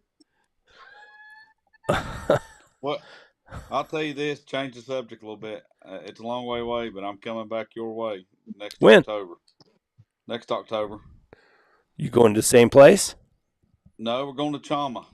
I Oh, got a cool. buddy that invited me to come up there. He asked me to go up there and bear hunt with him. Good. Him and some of his friends are taking some bear dogs out there, and you should bring George. Well, you get him to leave up there. I don't know. I don't know why anybody, if they were bear hunting, why they'd want to leave the country he hunts in anyway. He seems to catch plenty. These guys have been out there before. They just want to get out there and see them color-faced bears again. Oh, we do have a lot of color-faced bears. Last time they were out there, I think they treed 9 in 9 days. I'd had to ask him about. I think it was 9 in 9 days, and all of them were chocolate except for 2. One of them was a cinnamon red, and one of them was a black. I got a game cam picture from when I was up at camp of a totally blonde one. Blonde. Beautiful. That's kind of rare. That's kind of rare there, though, right? Yeah, I'd never seen another one blonde. Lots of browns, cinnamons, like you said, and but that was the first blonde. Now we had one that was kind of cinnamon backed and had blonde legs, and that was kind of a rare looking one. But I never was a very good bear hunter. I've seen some guys doing some steel hunts, and one of the bears they were after, I think, was blonde backed and had black legs. It was a kind of a crazy looking bear. Yeah. All right, guys. Anything else? Watch out for John's video on his channel. What's the name of your channel again? Uncle Pawpaw Johnny. Uncle Pawpaw Johnny. Yep. Watch you meet Bobcat. I did salt a couple more venison hams, but the video, I haven't put it out yet. It's really rushed and it's not good footage. I'm fighting rain. Rain was coming in. I was fighting rain. I was fighting darkness. It had rained all day and was getting ready to rain again, but I had to get them salted. They had to be salted. I couldn't wait any longer. So that's it. Yep. Thank you, guys. Benny, we'll have to talk him into getting a YouTube channel. Benny's stomping instructions or something. Every time I fall out from under a rock, I bring myself a lot of unneeded grief.